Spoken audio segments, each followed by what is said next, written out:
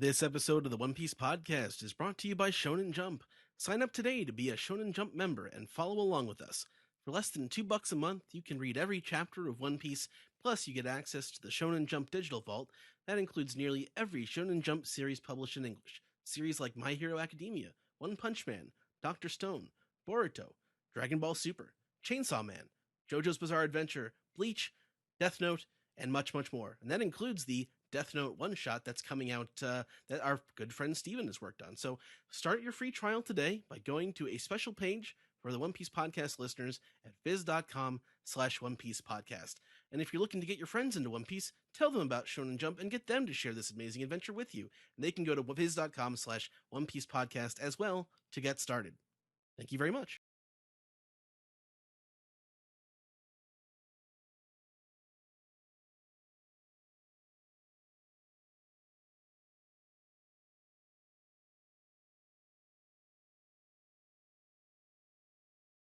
This is the One Piece Podcast, episode 610 for the week of Sunday, March 1st, 2020.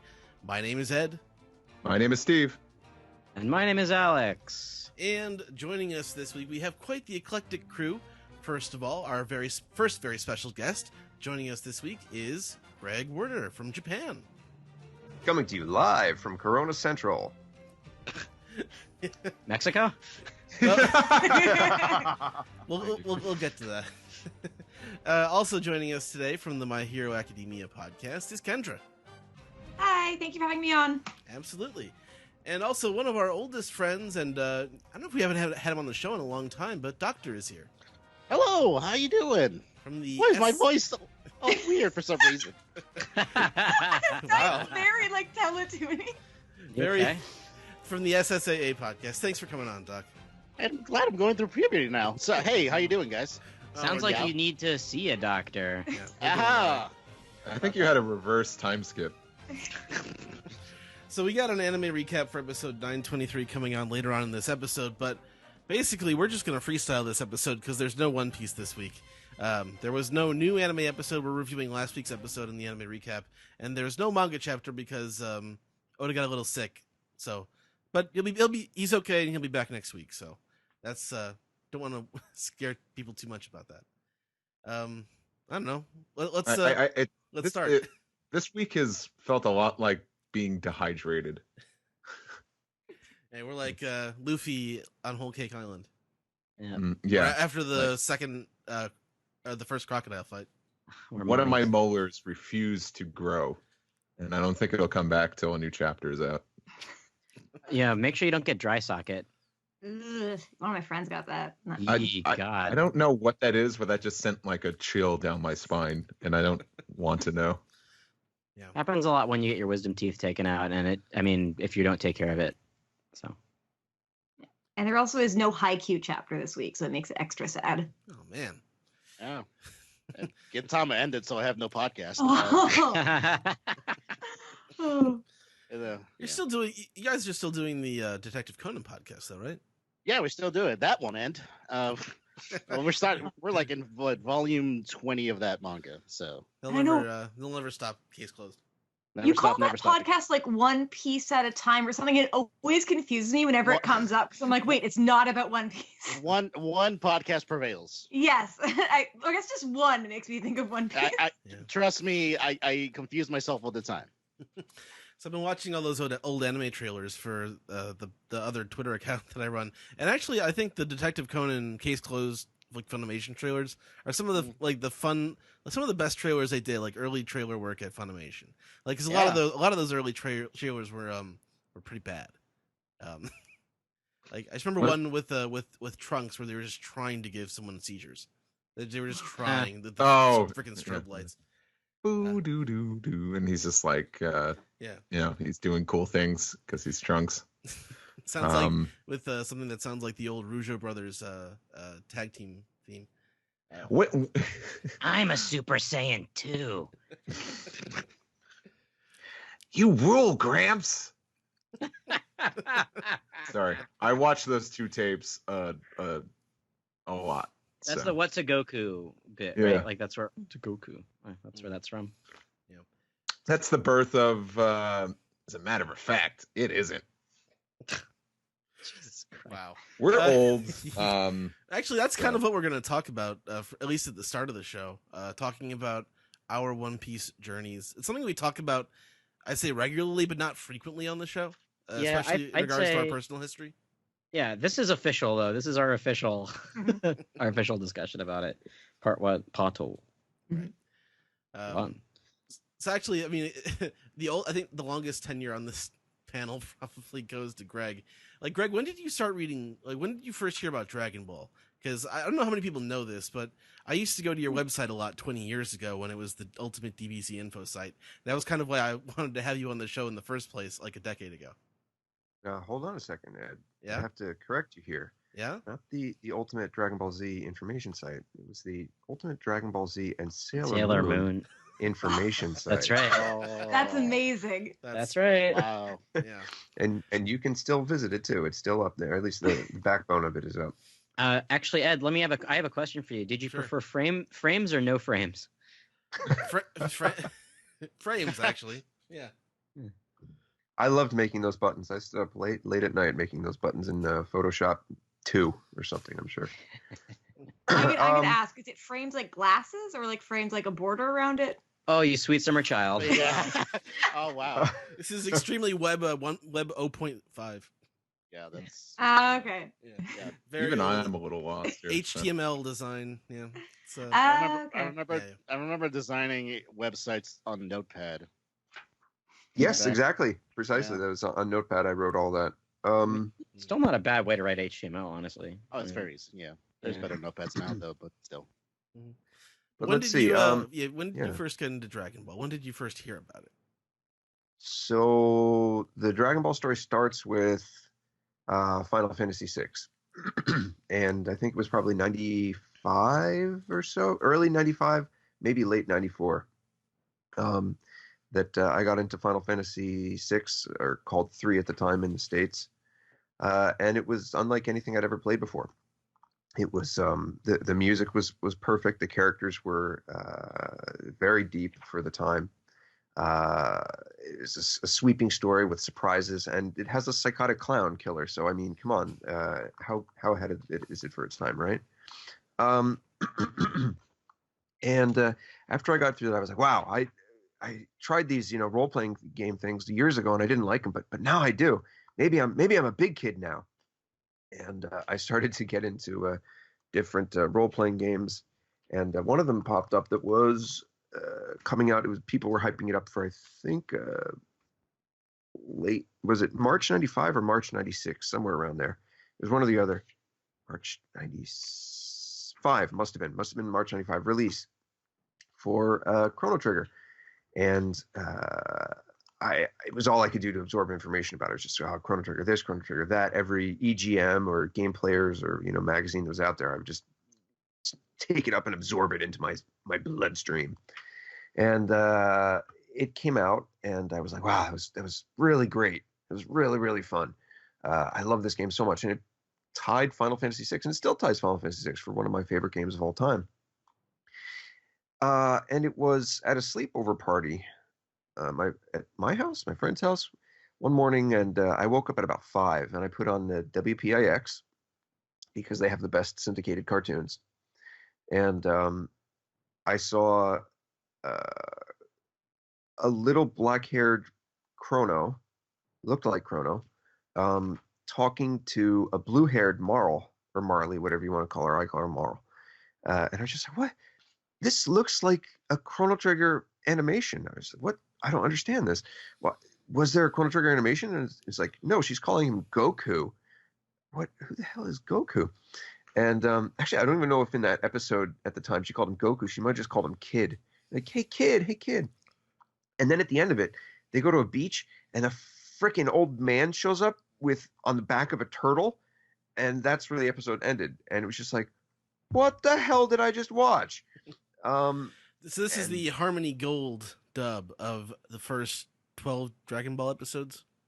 I would say that's probably Ocean Group. That's Ocean. It was yeah, Ocean? I'm not sure. Yeah. Okay. Yeah, that was Ocean. And so the next week, same thing, like 5 a.m., wake up to see this thing. And sure enough, it's continuing. And I was like, wow, that's really cool. This is really neat. This is a continual story. This is wow, and it looks just like Chrono Trigger too. Um, I might have been clever enough to at one point catch the credits and see Akira Toriyama. I think I caught that, and I was like, oh, okay, all right, neat. And of course, there's no real. I mean, the internet existed at this time, but like most people didn't have it. You just didn't have it in your home or a service or anything, but it was there. And where do we go from there? One morning, I woke up to see it, and it wasn't on, and I was like, oh, all right, well, that's a shame. It was like that was really cool, but like not much you can do about that as a kid. Cartoons they come and go on television. They did, yeah, and you can't look into it, you can't research it at all. But I was just like, oh, all right. Flash forward to October 1996, and I'm playing Super Mario 64 finally on a Sunday morning, and my mom comes into the room. Greg, it's time to go to church. Okay, Mom. My mom doesn't talk like that. That's just my mom voice. Does she talk like Aunt Peru? Greg! Greg! And how's that blue milk there, Greg? Delicious, but it's New Jersey, so it's green, and that's natural. So,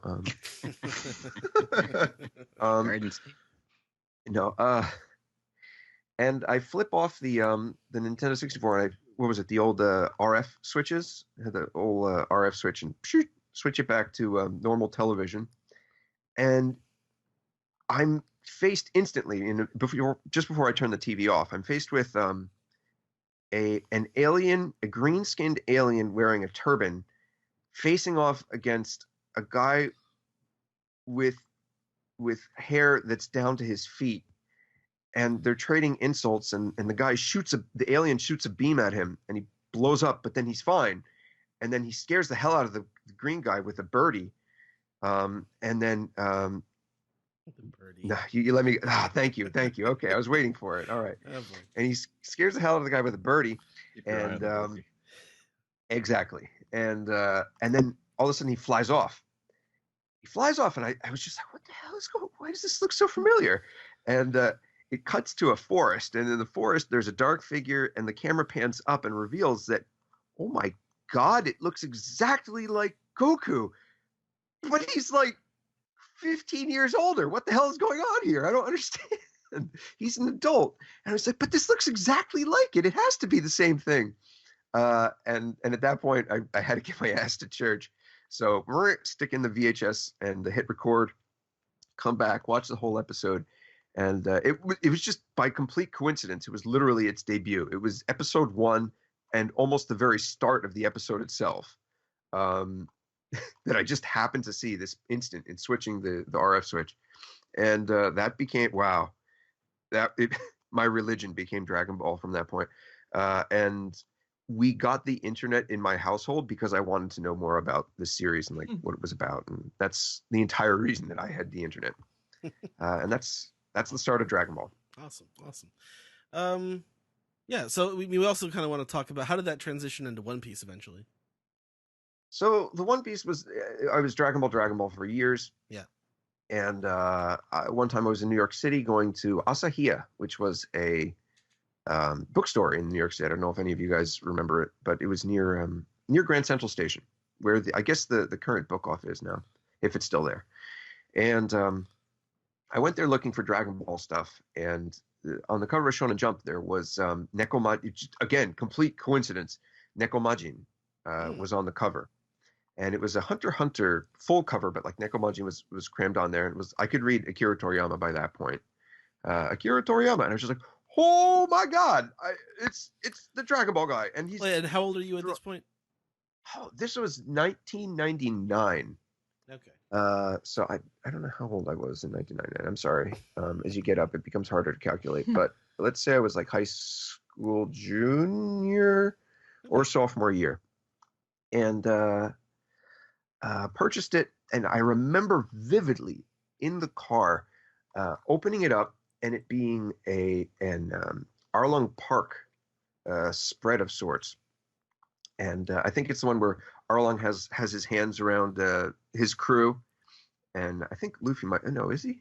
Luffy's with them. I don't know. He's with his crew. I forget. But Arlong is buddy with his crew members, and I was just like, "What the hell is this?" And open up to it and flip through, and I'm just like, "It looks like Disney," and I'm just like, "Okay, trash." Toriyama, and I go straight to Nekomajin and forget about it. And it stayed that way for about 2 years or so. I didn't even think anything of it. It wasn't even on my radar until I came to Japan. And when I came to Japan, Dragon Ball was gone. It was gone and done, and it shocked me. This is the first One Piece boom. This is around Alabasta. This is almost exactly the end of Alabasta. Yeah, Okay. This is like right around when they did that big, I think it's a double spread with the face reveal where they pull up all the hoods and they're like, "Hazare, you're wrong." That was right around the time. And Dragon Ball was nowhere. You couldn't find any merchandise. I can't even imagine it now. Yeah, it's. Yeah, right. Not to throw off your momentum real quick, Greg. I just remembered, like, did you ever go on like Dragon Ball to GT.com, the unrivaled source? Do you remember that website at all? Unrivaled source. Maybe. I'm not sure. I don't remember. Well, I just remember one of the big things they had was like, what's going to be the next Dragon Ball Z? Because the dub of DBZ was ending. And I remember that used to be the thing, like, what's going to be the next Dragon Ball Z? What's going to be the next Pokemon and all that stuff? And you don't hear that anymore because things don't go away anymore. That's so true. Yeah.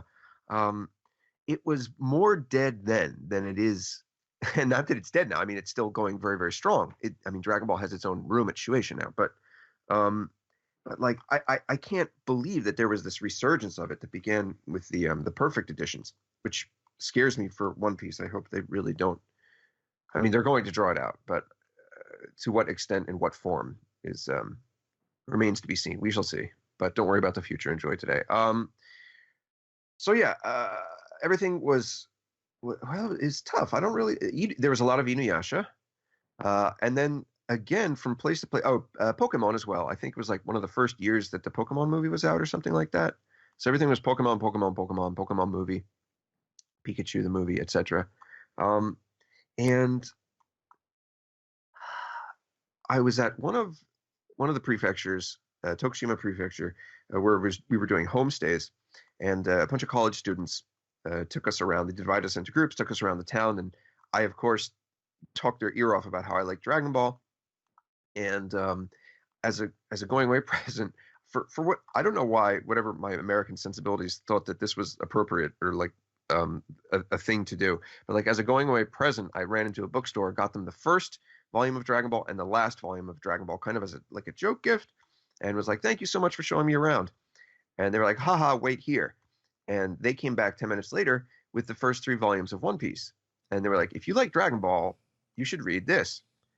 And I thought, "Oh, this is that thing I saw that looks like the Disney pictures. I don't like Disney. Disney's from my heritage. I like counterculture. I'm avant-garde." And but I was like, "All right, yeah, since they bothered to give it to me, sure, I'll check it out." Came home, read it, went straight to the internet. There was almost nothing, but I did find Rika's Paradise, which was Destination Paradise by yes. Oh my God, flashbacks. That's like the first One Piece fan site. Wait, you know it? Yeah. This is amazing. Wow, I didn't know you knew that site. Yeah. Okay. Well, we'll get to that once I get. Yeah. I'll talk more on that once we get to that bit. Okay. My bit. Yeah. All right. So, and that eventually led me to a Thai fan site that did translations, not scanlations, but just translations.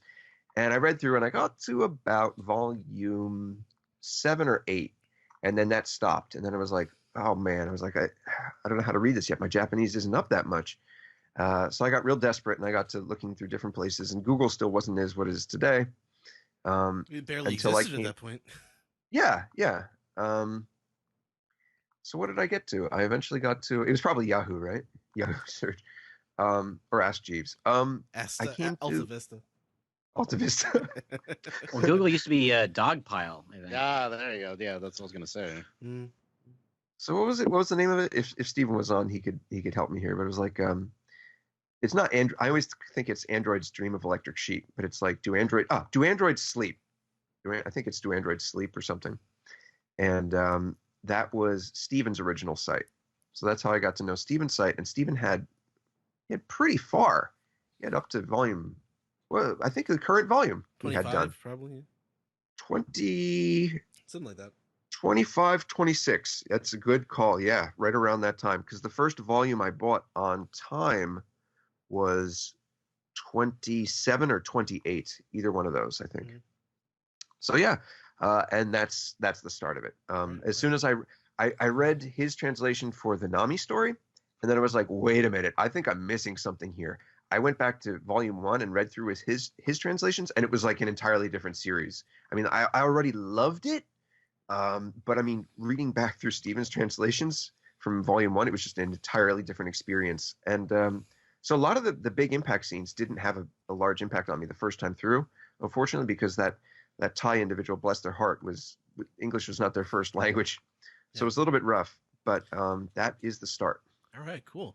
Actually, let's change pace here. Kendra, I think you might be the most recent One Piece fan on the panel. So what was your sort of getting into One Piece story? Where did you start from?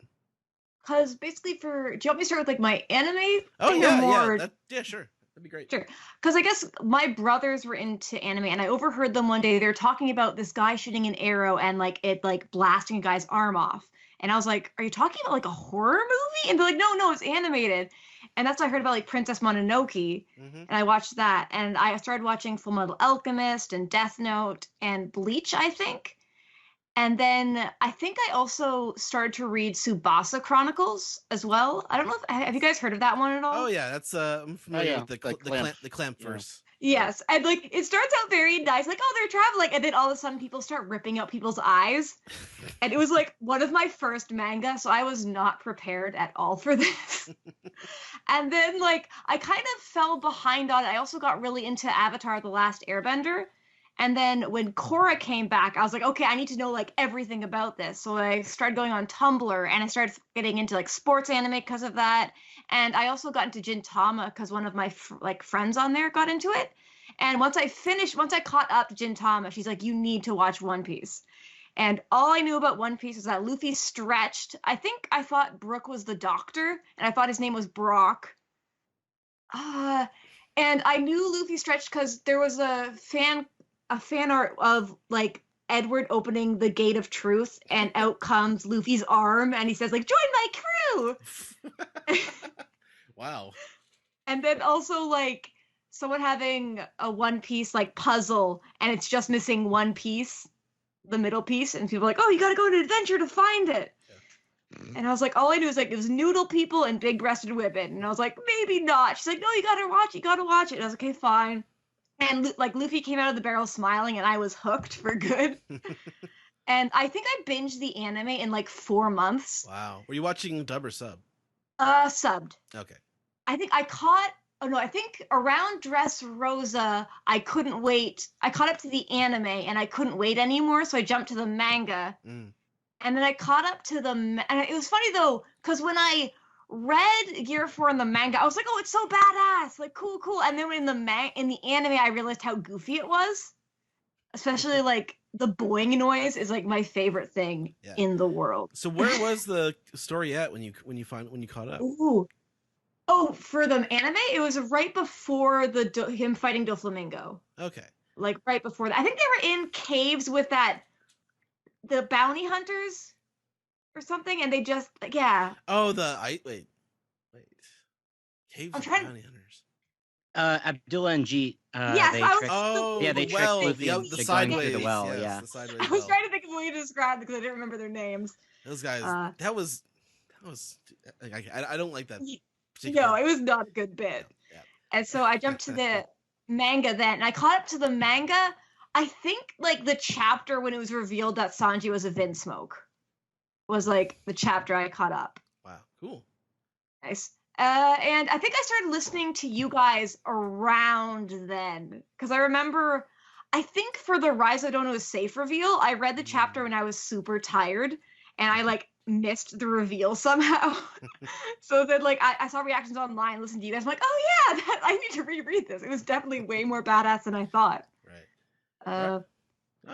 Right on. Let's see who should we get next? Doc, how about you? Where did you first sort of get into anime, and how did that get into One Piece? How to get to going from anime to One Piece is weird.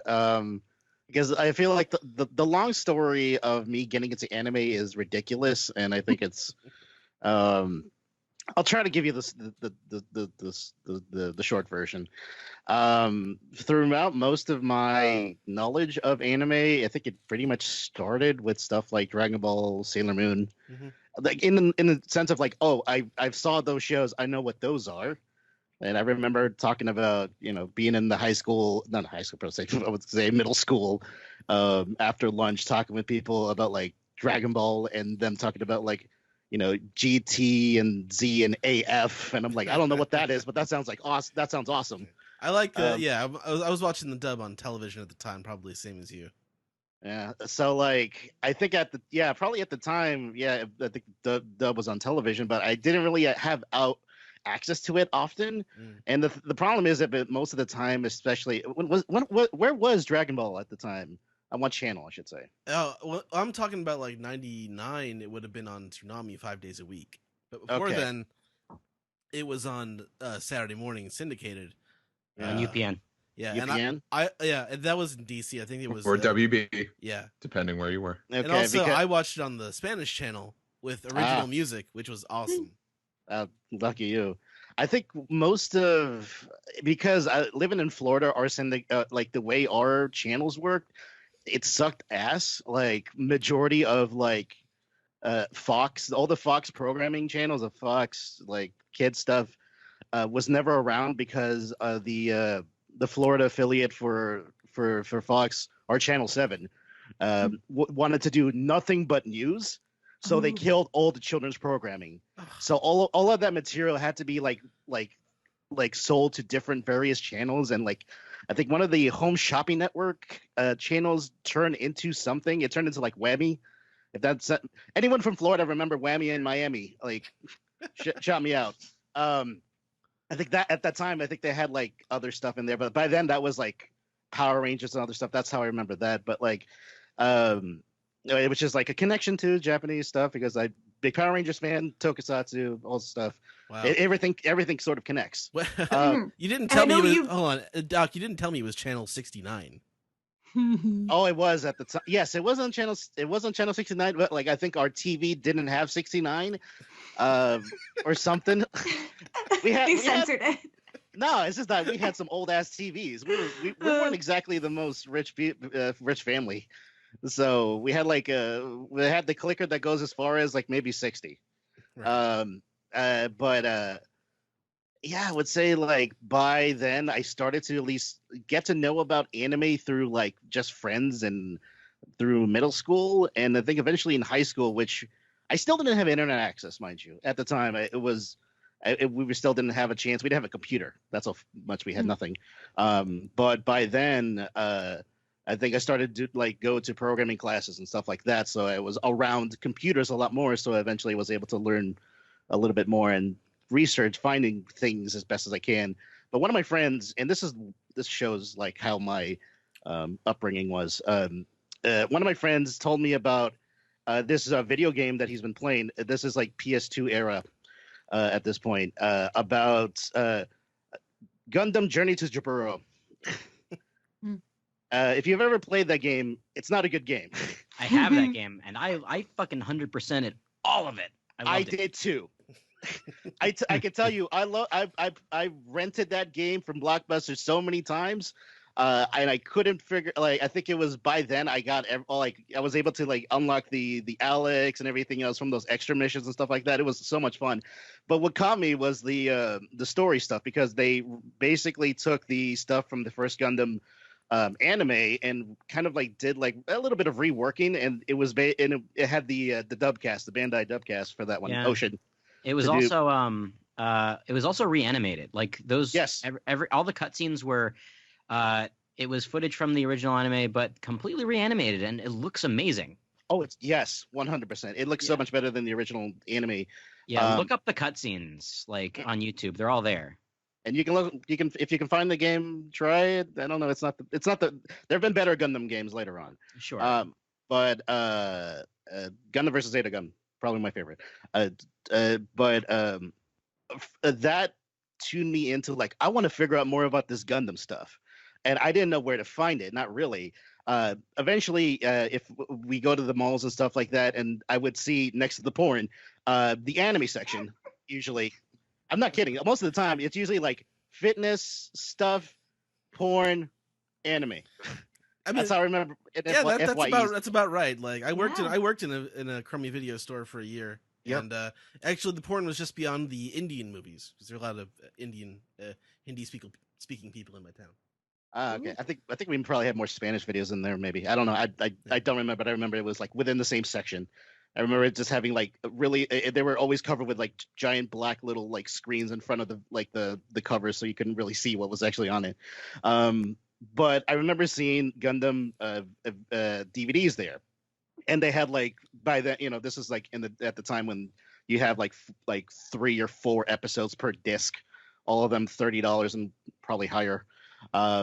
And I was like, oh man, I wish I could buy this and watch this. And there was never like the volume 1. There was always like volume 3, volume 7, and maybe the last volume of the sets for those DVDs. But one time, I don't know how I found it, but there was a big box that said complete on it, and it said Mobile Suit Gundam Complete Collection. And I convinced my mom to finally buy this for me, and I think it was like around like $70 or $80. Oh wow! Yeah, it's a rough estimate. The prices changes every time I tell the story. So I went home, popped it into my PS2. This is the only DVD player we had at the time, and press play. And I was wondering, how come I'm not hearing the Amuro from the video game? What are they saying? Why is there text on the screen? And so that is how I actually finally watched anime in its original form, if you will. So that's how I actually started learning, hearing Japanese and watching Japanese anime through that. It started with Gundam. So like my origin story is silly as hell, but from there was learning about as much as I can. I think eventually where it gets to One Piece, it didn't go until I was in college. I'm skip all the stuff in the middle. It was mainly through my friends at my anime club. Well, basically my friends who eventually formed an anime club, mainly because our school did not allow people to use the TV in the recreational center because we just wanted to. Most of my friends just wanted to play Double Dash. So they formed a club so they can get a room to get a TV so they can do that under some silly pretense that like we could probably like learn something. I don't know.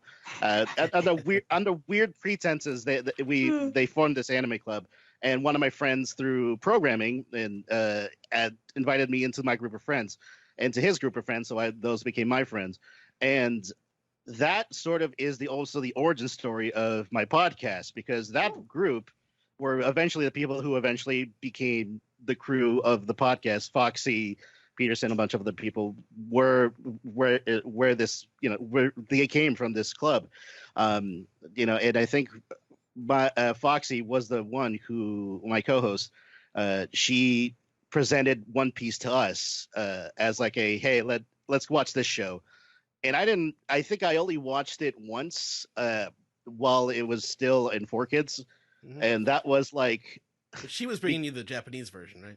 By then, yeah. And I think around that time, I would say Water 7 was kicking off. Yeah, so this is right around when I got in the show too. Yeah. Nowadays, you would call your club "Keep Your Hands Off Double Dash." Yeah. Actually, the name of our club was a sort of a what's the actual portmanteau? What's even the word again? The origins of the name actually eventually led into the name of the Asperger's Enemy podcast as well, because the initials were SSAA. And this is how you'll know. It was called the Society for the Study of Asian Animation, which is also like a subtle reference to Genshiken as well. That's true. I have that. I have that box set. So it all leads together. So Foxy brought it to us. I got to know about it, and eventually it took me like a year before I finally went on my own to be like, to actually start watching it properly. And then I went back to her like, yo, this stuff is really good. And by then I think I caught up within like several months, and Right. it's history after that. Right on. Alex, so I don't know, you got a pretty long One Piece history, I think. I'll truncate it a bit. No, I mean, it's a good story. So I guess anime. As most people grew up watching anime, not knowing I was watching anime because Nick Jr. was full of it. But the first time I cognizantly watched anime is sort of like piggybacking on Greg's story a little bit, but sort of fast forwarding to watching Piccolo fight Raditz. That was the first time I had seen Dragon Ball Z, but in motion. But before that, I saw the action figures and DBZ Legends advertised at the back of Electronic Gaming Monthly magazine. Yeah. Yeah, EGM would have like an import store would advertise at the back of that magazine, and I'm like, Dragon Balls. Hey, can I ask you, who did you think all of them were at that point? Because it's just Dragon Ball Z Legends, especially, like they're just covered in Super Saiyans. Like, what did you think was their relation or who they were at that point? Because everybody looks the same, but all slightly different. I had no idea. So I had no idea. The cover for Dragon Ball Z Legends has the 4 core saga villains, and but the action figures that they would have at the back of the magazine, it would just be like rows and rows and rows of the Bandai action figures, and they were all yellow-haired motherfuckers. And I was like, what is? I'm like, okay, is that Goku? I don't know. It didn't really occur to me. Are Aryans popular in Japan now? I mean, it might be. It might. I didn't even have that supersonic connection. Like, there's. I didn't think about it too hard, really. Over the course of time, though, of course, I got into DBZ. I spent the entirety of my time online at libraries looking up DBZ info from your site, of course, Greg, and also a few others. But Planet Namek, I think, was one of them as well. But there, Vegito EX's homepage. I actually didn't go to Vegito EX's homepage.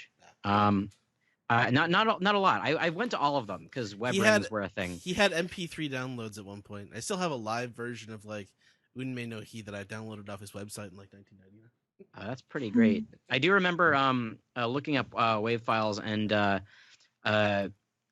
Vegeta screaming "Big Bang Attack" from the second Cooler movie when they're on New Namek was my it was my startup noise on my Windows computer for a very, very, very long time. So I was, of course, very, very, very much into DBZ all throughout high school, and eventually I sort of graduated into anime a bit after UPN. I was not on the Toonami bandwagon because my area was one of the last areas in my county to get Cartoon Network in the regular cable subscription. So in order to watch new Dragon Ball Z, I would buy the tapes. After when Funimation released their season 3 tapes, the dreaded season 3 tapes, the uncut ones, the quote unquote uncut ones, of which I had all of them for the Frieza saga. I stopped buying them, I think, around the Android saga. Actually, that's when I stopped buying them completely. But I had them all. Even though I sort of like winced through them, I still had to watch them in addition to the fan sub tapes that I bought, mind you. And because I was such a huge Dragon Ball fan, it makes complete sense that I was really into One Piece when it came out. Of course, I was really big into Bebop and Gundam throughout high school, but the first time I saw Luffy was in an issue of Toy Fair magazine. I think they sort of mentioned very briefly that One Piece is like bigger than hula hoops in Japan right now, and they showed a picture of Luffy. I'm like, okay, that's a funny looking character. So this is probably during the first One Piece boom around Alabasta, right? Yeah, this was around 2000. I want to say it was when was Shonen Jump published in America? The first issue? 0203? wasn't it? Was it 03? Steve, you would know, wouldn't you? First issue came out late 2002. Yeah. Was it So late December 2002? 2002. Okay, Yeah. so in that case, I want to say that my first experience with One Piece was in 2001. It was God, it was either 2001 or 2002, but I want to say it was 2002 because I was obsessed with One Piece all throughout my senior year of high school. So let's say that summer of 2002, I went to Greece. And every year when I went to Greece, I would watch Dragon Ball because they had it dubbed. And every time I would go, they would progress much further in the story. So by the time we gotten to that point, Dragon Ball Z was airing. They had gotten to the Saiyan arc at that point. And after Dragon Ball, my cousins would watch another show. It was, of course, it ended up being One Piece. But the first episode I saw was Zoro in the Captain Kuro arc fighting the Nyaban brothers. And He was called Drake, wasn't he? he was yeah. Luffy was called Drake. All the names were changed, a la 4Kids, like kind of like Pokemon. Luffy became Drake. Nami was Bonnie. Usopp is Gus. Sanji, his name is Sunny. Captain Kuro was named Captain Black. I think Django was named Dr. Love.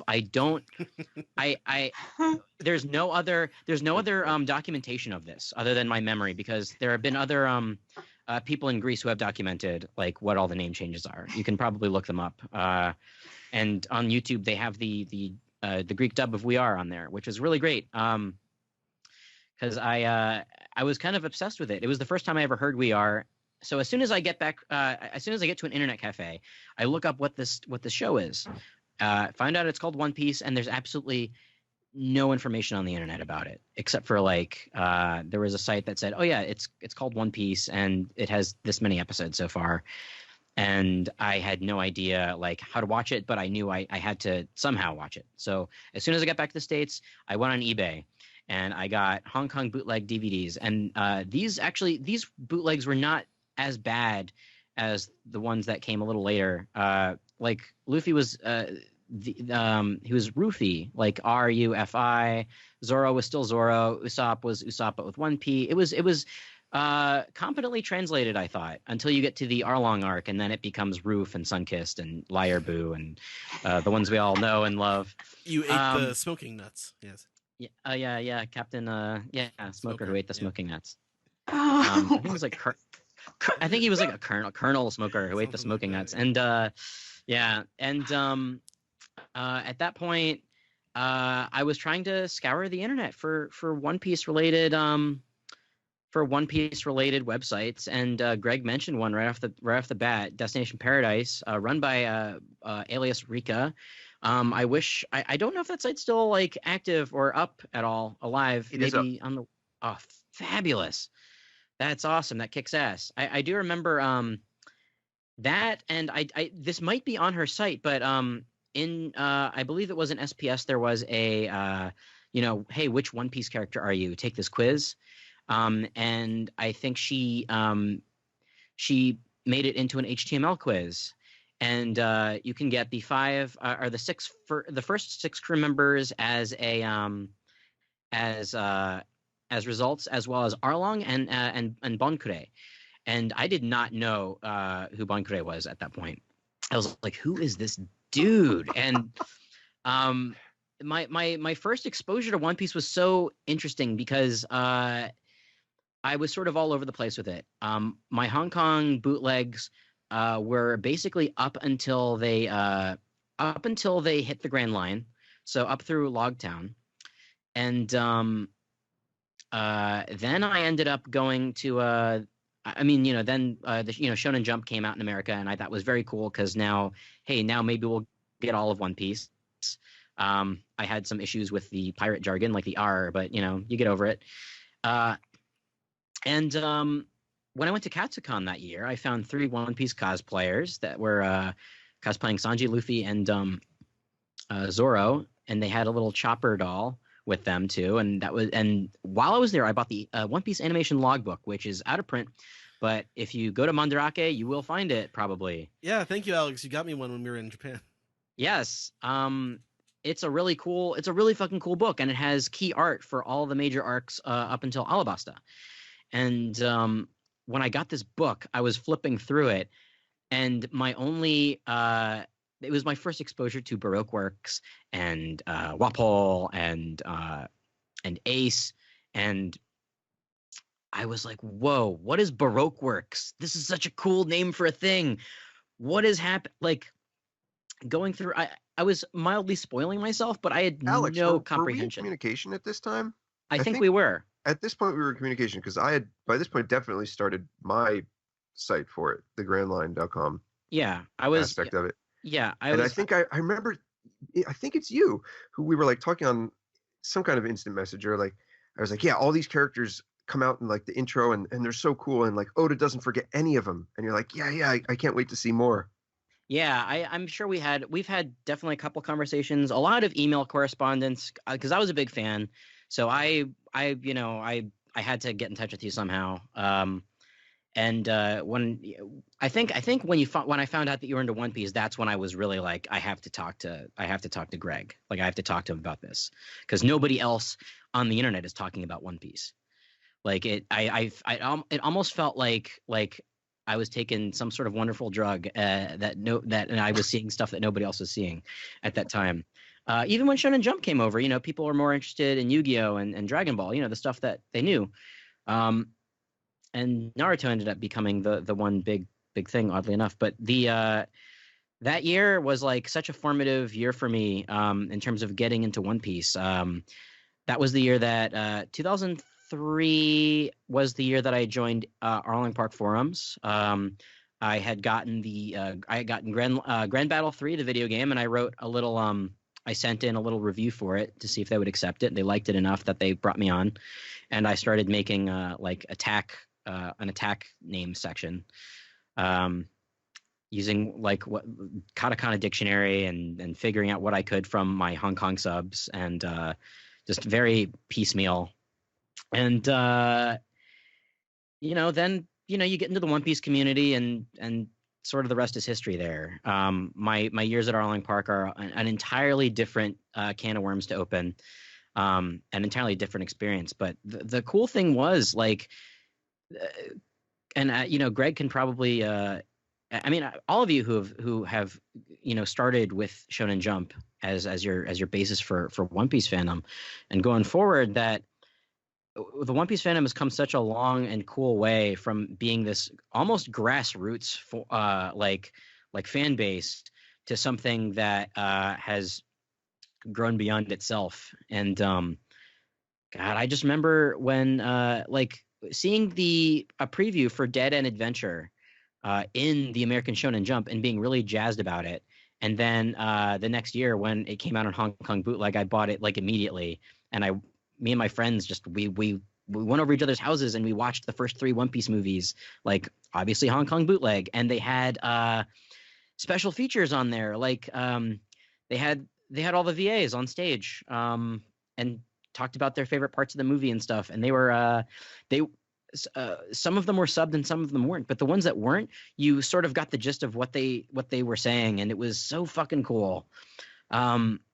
And being a One Piece fan back then it felt like a kind of a special, secret code type thing. I just remember it being smaller than every other thing in like, it was smaller than Full Metal Alchemist, it was smaller than Bleach, it was smaller than Naruto. So we just sort of banded together. Like, it wasn't this big thing. I guess we're gonna evangelize about this, but people will catch on. They'll catch up. Yeah. even when the 4Kids dub came out, everybody got to commiserate together about the dub, and hey, when One Piece gets dubbed, here's my I'd be like, here's my Dreamcast list, and it would of course all be Ocean Group people, and I remember two of them specifically. I wanted Scott McNeil to voice Zoro, and I wanted Dave Ward who was or was it Dave Ward who voiced Garlic Jr. and Pilaf? I don't know. No, That guy's voice is awesome. Whoever it is, Pilaf is amazing. I wanted him to voice Buggy, and the thing that I didn't know at the time is that Shigeru Chiba was Pilaf and Garlic's voice too. Like, that was a connection that I didn't make until years later. which I thought Don was Brown. Don Brown, yeah. I wanted him. God, Don like, Brown would have been an amazing Buggy. Yeah, I wanted him to be Buggy so bad. Like those are the two And that I Alex? was like And Kefka too. So bringing it all Yeah. back. that's Yeah. right. Like I had to Yeah, Google yeah. who Garlic Jr. is, and that is the silliest looking thing I've ever seen. Oh, we can tell you all about Garlic Jr. On a Zach isn't here. podcast, right? That's He was actually Yeah. the main bad guy in the movie. that's Yeah. actually like the movie. The movie with him is good. The TV episodes are very bad. Yeah. Okay. Uh, He's part of the Spice Boys. No. Oh, We God. don't talk Okay. about that, we Garlic. don't talk about that. Oh yeah, they're different people. Okay. Yeah. Oh my Oh god. my Sorry, God. I'm just looking at Dragon Ball because I like only early Dragon Ball is what I know. Wow. Well, Okay. anyway, yeah. So that's basically my origin story, and like I said, there's more to it, but that's the truncated. Great. And Steve, do you want to go or should I go? I'm trying to make mine seem interesting. I wasn't aware of One Piece at all. I think I'm trying to remember. I think U.S. Shonen Jump had come out, and it's the last manga in that magazine. And I remember I had some of the same first reactions to it, like Greg. I was immediately like, oh, this is Disney. This is very Disney-esque. Mainly like the big sea monster at the end of it that Luffy, that takes Shank's arm and that Luffy eventually punches. I just remember it like, and this would go to show in later arcs, but it being tonally deceptive because it's all like, it's very Disney and everyone's very grinny and all that. And the character designs are very rubbery. And then one of the panels that has just been ingrained in my head since, the start of One Piece is Lucky Roo shooting that guy. I was like, oh, but that's like the tubby meat eating guy in the pirate crew, and he just murdered a man point blank range. That's kind of just stuck with me. Just imagine what that would be like if they'd done like the gritty episode of East Blue version of that. Like in that TV special, like Ben Beckman like puts a cigarette in the guy's eye. Oh no, that's in the manga. That's No, in the I manga. know, but like that's not the version they went with like in the anime. Yeah, a little more toned down. Yeah. And then like I read it, like I have to admit, like I think like Shaman King and Naruto, kind of like I was more into those at the time, but One Piece was like consistently good. I liked what it was bringing to the table, but I just wasn't all there.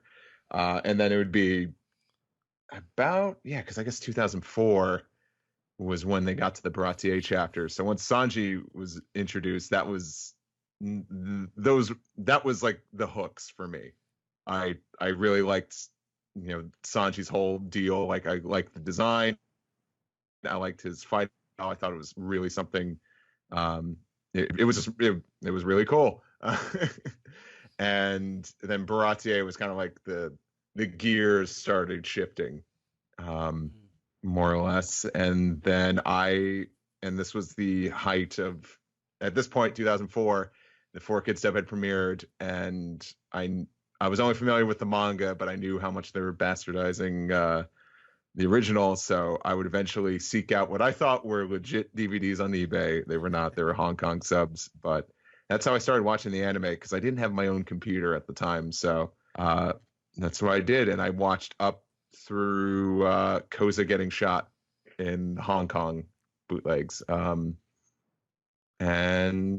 But then, I think it was Baratier that was like, wow, One Piece is really good. And then Arlong was like, no, One Piece is the best.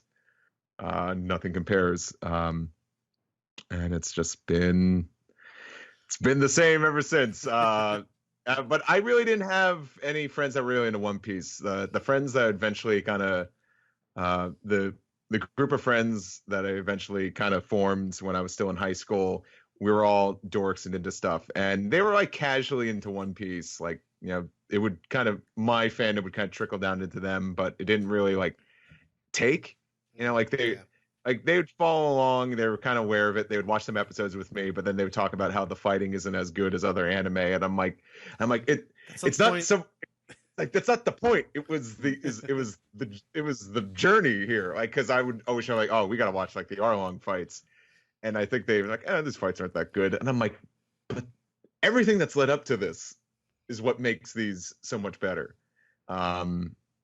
And yeah, kind of. I was kind of on my own with One Piece fandom for a while. People were aware of it because of Shonen Jump, but no one was really into it.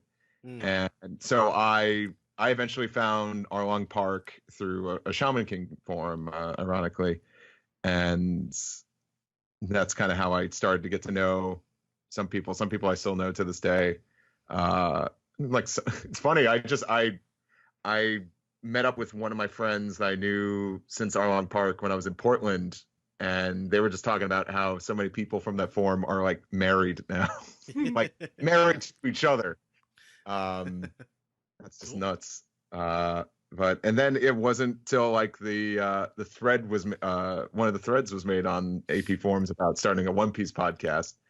I was like, I don't know what a podcast is, but let's see where this goes. I was like, I don't know where this take off. Like episode 13, episode 12, something like that. Yeah, that was Firecrouch who brought me on. Yeah.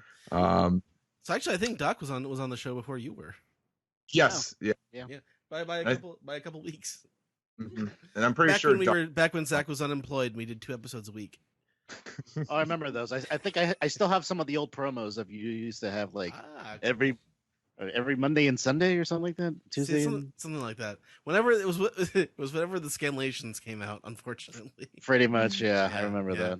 The podcast was started because that's when the simulcast was going to begin, and then the simulcast got. The Funimation didn't have great web security at the time, and just put the URL up before it was put it live before it was supposed to be live. And the episode got downloaded and posted to a pirate site, and the simulcast was delayed for a couple months after that. It came back though. Yeah, better. Yeah. I should mention, like, the reason why Firecrouch recommended me is because I used to make parody videos on YouTube that people like Firecrouch liked. So.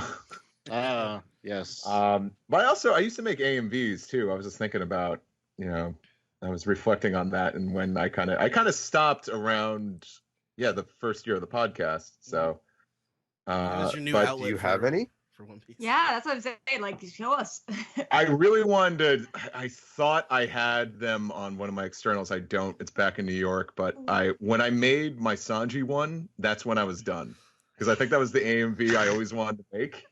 So once I made what song did your magnum opus? When you finished it, you said to yourself, Sanji is cool. Yeah. And sorry, what song was it? I think I talked over you. Sorry. It was Motley Crue's "Kickstart My Heart." Fucking awesome song, though. Wow. You know what? Next time in New York, I'll have to dig those up, because awesome. I thought I had them on one of my externals, and I don't. But but I was like, I was like the garage, like DIY level of AMVs. I just did all mine in Windows Movie Maker, but I was up there, yeah. After a while I was like, I don't use subs in my AMVs. I will only use raw footage. Man after my own heart. But that's why I wasn't necessarily caught up with the anime, but I would download raws, so I would just have them in my library. So I would just like skim through the episodes, and I wouldn't start consistently watching new episodes of the anime till Thriller Bark started. And that's early 2008, I would say. Right. I remember because it was right around my birthday. Sounds about right. Yeah. And I don't know, just think about it. When I caught up with the manga, because I didn't get caught up with the manga for years. I would just go in the spoiler threads on AP and just be like, oh wow, this is really fun. Like an idiot. Sorry. Yeah. I wouldn't catch up till I was just binging through Thriller Bark, and it was up to when I think all the Straw Hats are fighting Ors. I want to say. All right, I'm going to tell my story, but let me put it in perspective. You started in like 2002, late 2002? Like late 2002 with chapter 1. And you didn't catch up until 2008? I want to say 2000. Yeah. Oh, yeah. Okay. I should mention that I caught up during the Nolan flashback. So that was a really weird time to catch up weekly. Yeah. Where'd Luffy go? So Yeah. my story, like, I was introduced to it in like the early, like late, like winter of 2006, like February '06, and I was caught. Like I blazed through all of it in like in a few months, because I'll start from the beginning. I was into anime from watching it on TV, like when I was a kid, like Greg did, and I would have been like 10 years old watching it. First on Saturday mornings, and then when it went to Toonami, we had just gotten cable, and we had the Cartoon Network, so I was really excited about that. So I got to watch that like five days a week, and I was really into Dragon Ball for like 2-3 years. Going to Greg's site, going to Planet Namek, downloading songs, downloading other stuff, and then I sort of lost interest in it after watching like I used to like watch a lot of Pokemon. I watched Digimon. I watched Dragon Ball Z. Whatever was on Toonami. And I didn't watch for a few years in high school. Then I just got randomly assigned in college. Zach was my roommate, and he had his Toonami digital arsenal. Like I'm not sure if he was working with that or he's using it a lot. So he had a lot of those on at all times.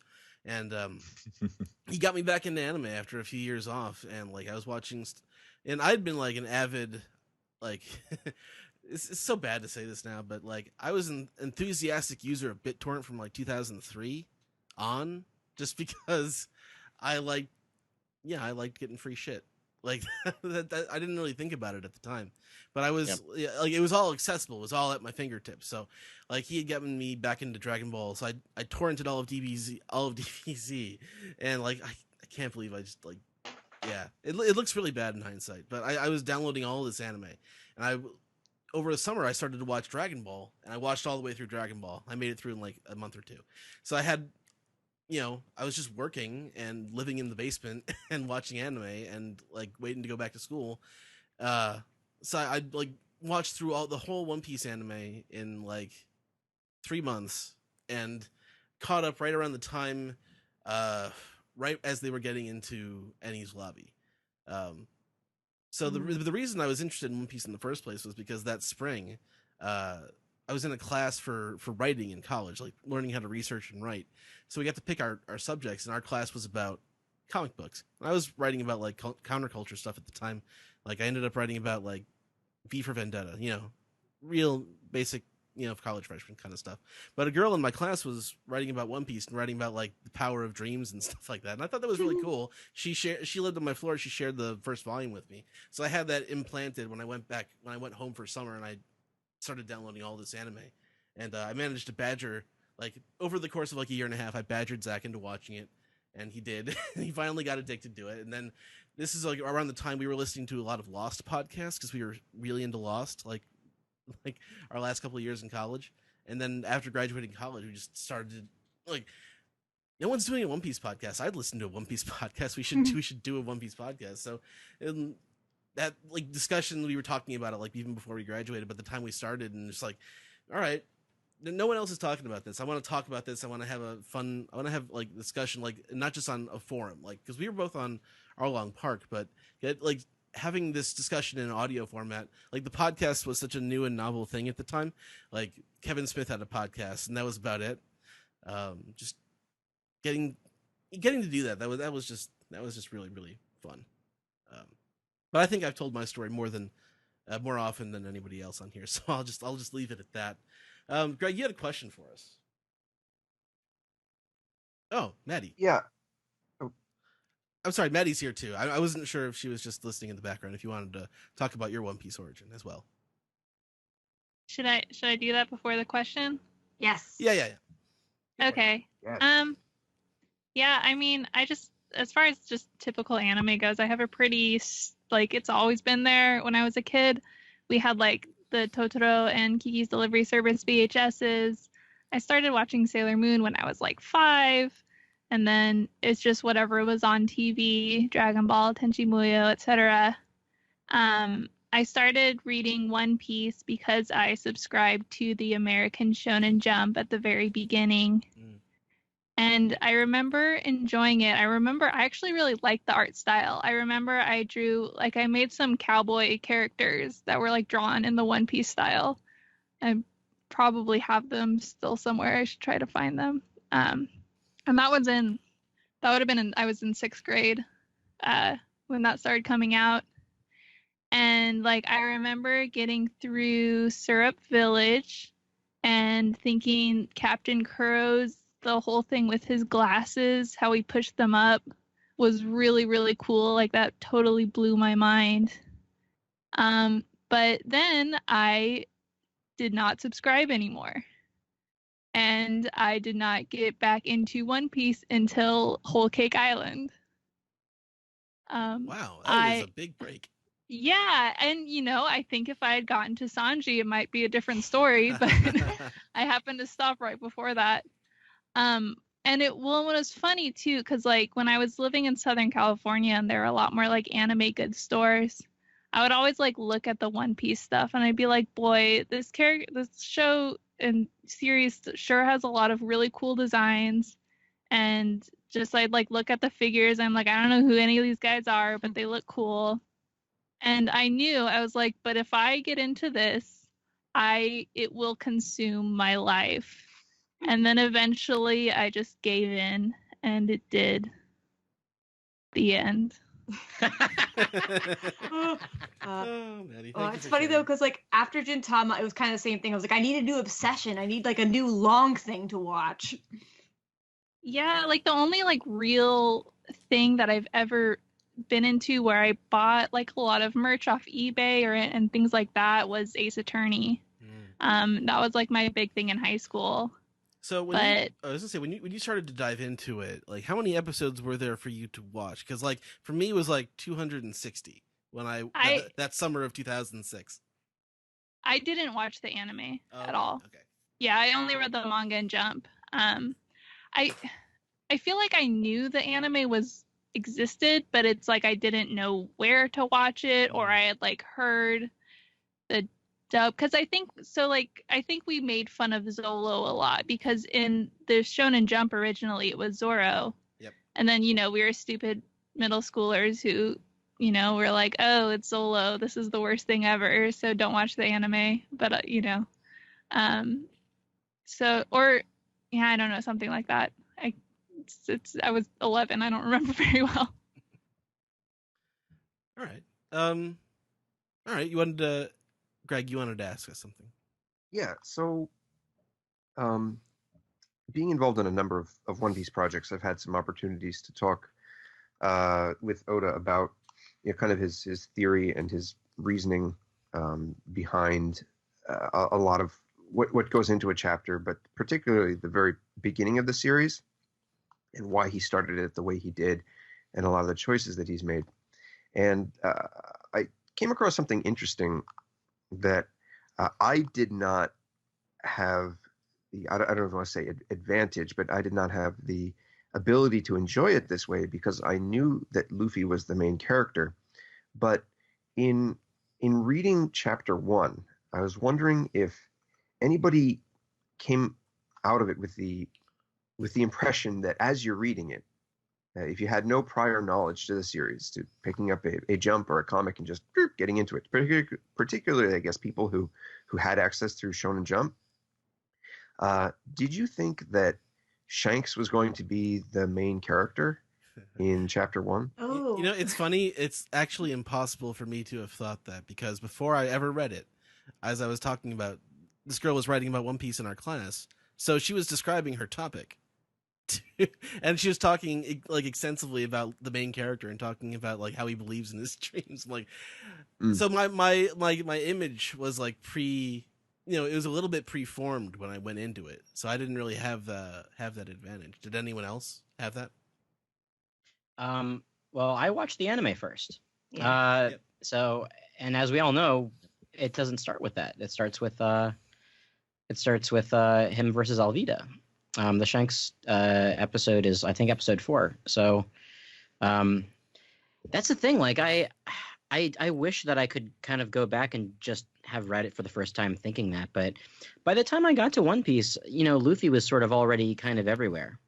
Mm-hmm. Yeah, that was my case as well.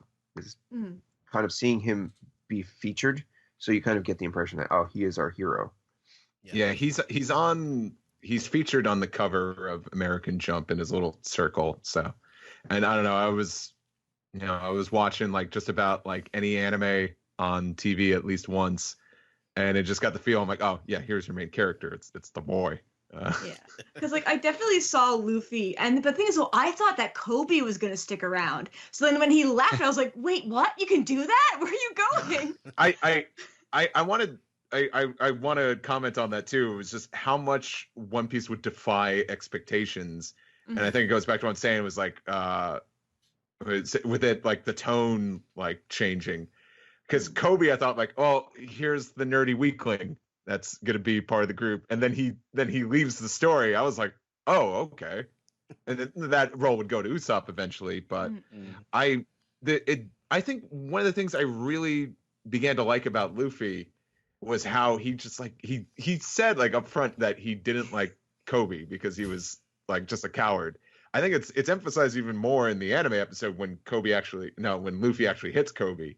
The 4Kids edit of that is hilarious. But I just thought like, wow, like you don't have like your main character is usually like, old dub Goku, allied are good. So have your main character like punch like, a very like innocent, helpless boy was shocking. And I think it was just those early hints, like those that maybe I didn't dive into too much, but I was like, I think there's something more to this than just like on this it's Disney look. But I'm sorry if I detracted too much from the original conversation. Not at all. Well, it's funny you mentioned that too. Luffy as a character was unlike any protagonist that I ever seen up to that point because he was weird and aloof and impulsive. Like Luffy, yeah. Like he had this really vacant look on his face.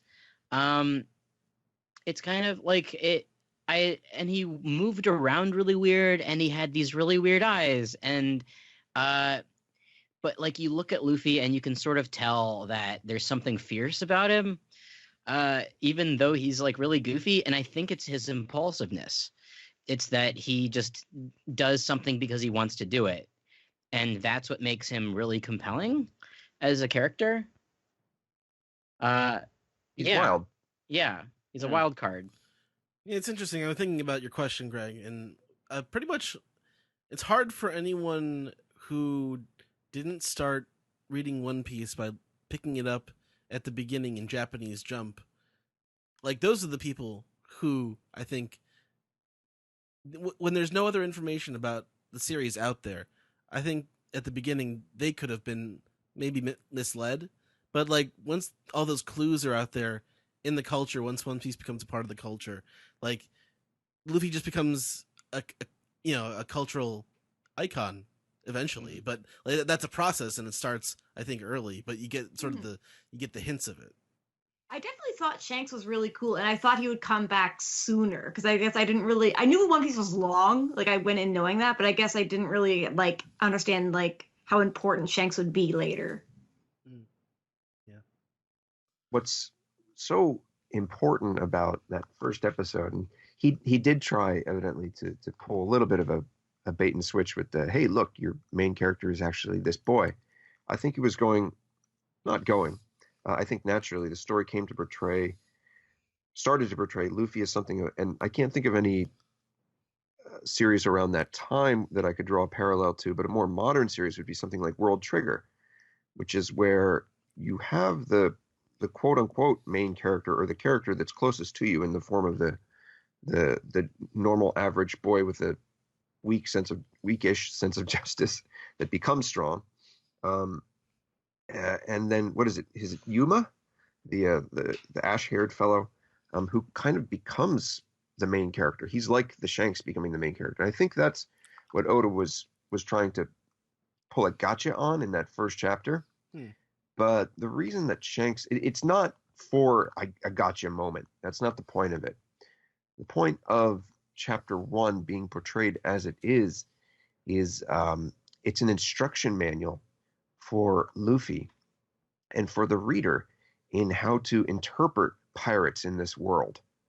And if you read that chapter, then you can understand how, from Luffy's point of view, pirates are supposed to operate, how they're supposed to be. which is why you have that when Luffy feels betrayed. It's like, oh, you don't stand up for yourself. You know, what are you, some kind of coward? Like that. That's something that I think we all feel, and we all see that in Shanks, and we feel that, oh, this is odd. Why is he not standing up for himself? Why is he just taking this? And the point is, you're strong enough to take anything yourself, but when someone does something to your friends, that's when you stand up. And that's the core of Luffy. That's why Luffy is Luffy, why he becomes Luffy. Yeah. So putting all of that in chapter 1 makes chapter 1 an instruction manual for the entire series, for the entire basis and Luffy's ideal pirate. Well, it also conflicts with, I think, all of East Blue is in a way teaching about how pirates are in this world, because you get the variety of pirates. You get Alvida, you get Buggy, you get Don Krieg, you get Kuro, you get Arlong, you get all these examples of what, you know, because we have this original example you're talking about in chapter 1 with Shanks, and you get these sort of bad guy pirates and how they fail, what their flaws are, and why Luffy is able to beat them.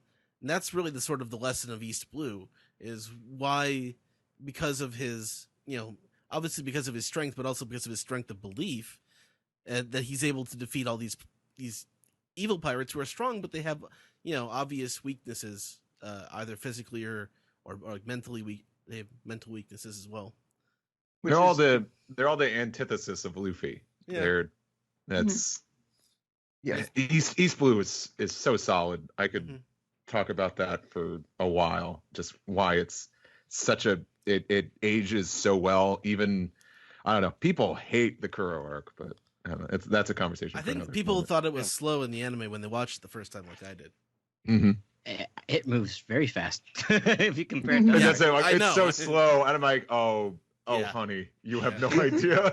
When I was in college, on Talk Like a Pirate Day, I made everybody watch the first 16 episodes of One Piece, and that took us halfway through the Kuro arc. In one day, we all just sat down and watched like several arcs of One Piece.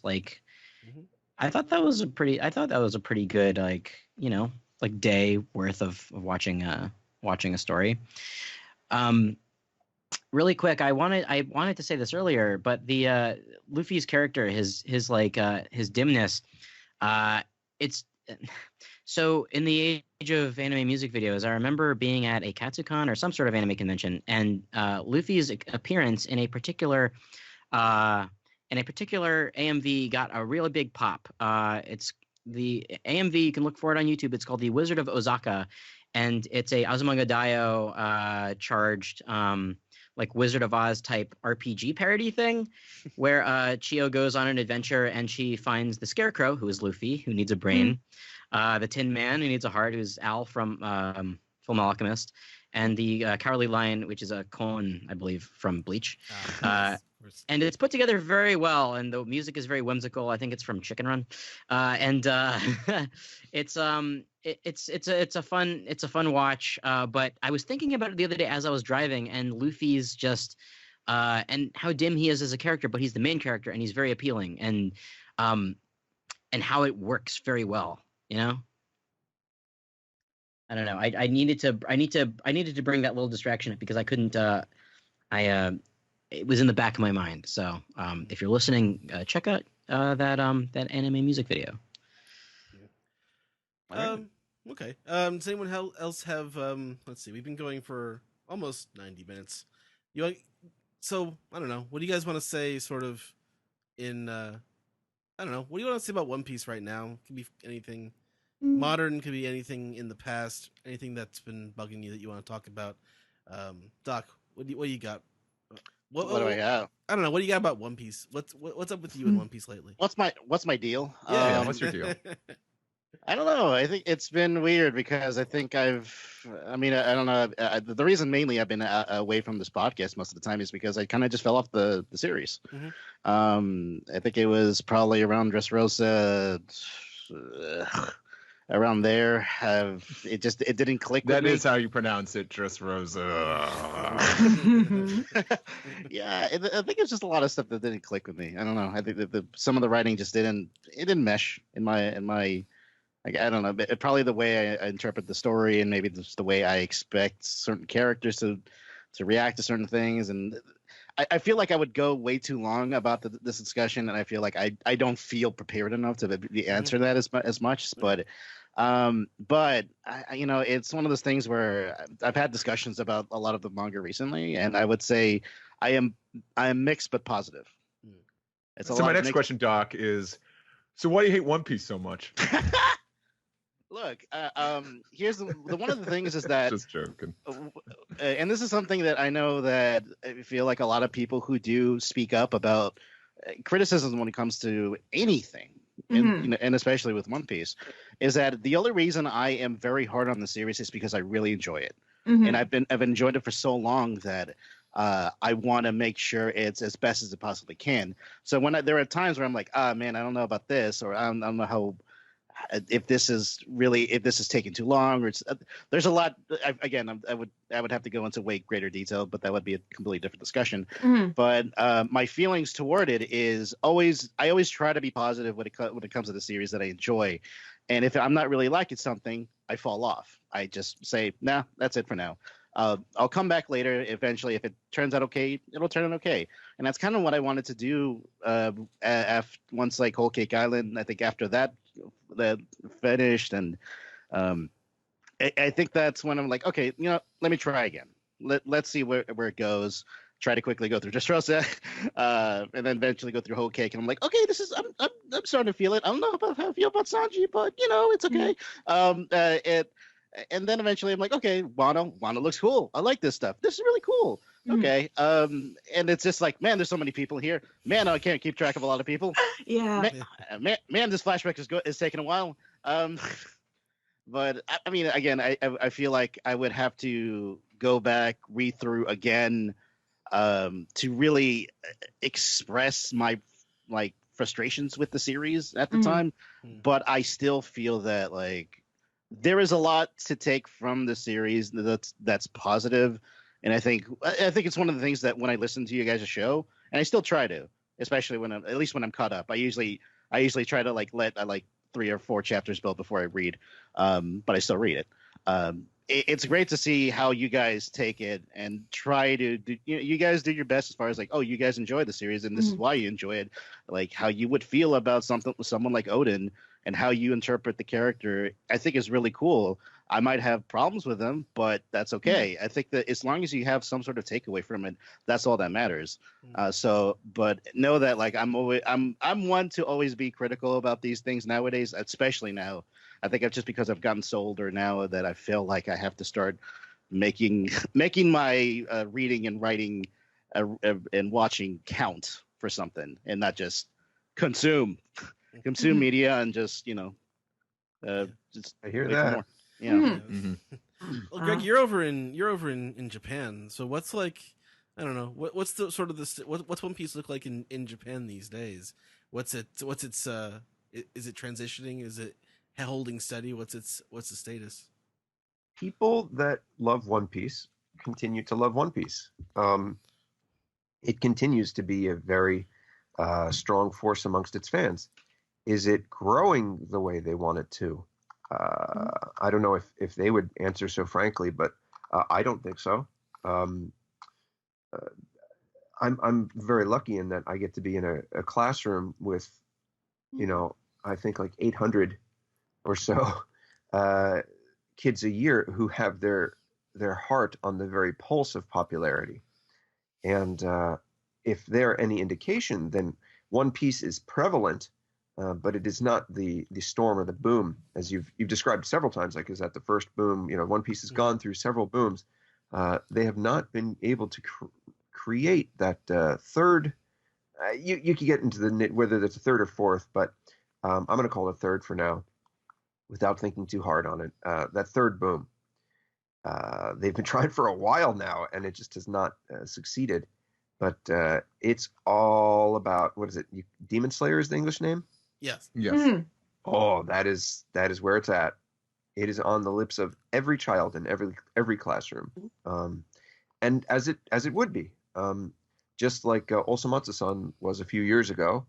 Osamatsu-san was huge, but this is just a flare up, and I don't say that as to anger Demon Slayer fans or anything, but like that's just how these popularity things work. Is it's going to hit like wildfire, and then over time it's probably going to dissipate. I mean, a few years ago, everybody had Osamatsu-san lunchboxes and clear folders and everything. And now you mention it, and kids are like, "The what? Who now?" Yokai Watch, same thing. Yokai Watch, boom, huge popularity, and nowhere. And I think that's what I'm guessing. Greg, please. Cyborg Bill was so yesterday. I am kind of curious. How popular is Haikyuu with like the students or like that you've observed? Haikyuu is with elementary school students. It's fairly rare. I'd say you'd probably maybe instead of like a kid per, maybe a child per class. But given the size of the school, I'd like to say maybe one per grade level.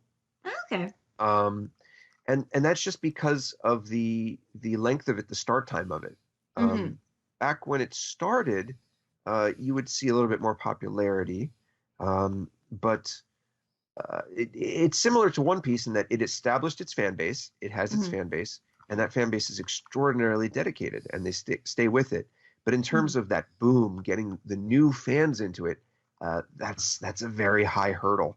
A lot of the kids who are into it are usually into it because their parents are into it. And that's not to say that the series is that old, but you do have parents who get into series that are intended for the middle school, high school age audience, but still get into it because they like it. They like the characters, etc. Yeah. That's a cool dynamic. I love it.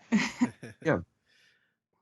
What I think about One Piece these days is I think Jackson Public or Doc Hammer said this was something the head of Adult Swim, Mike Lazo.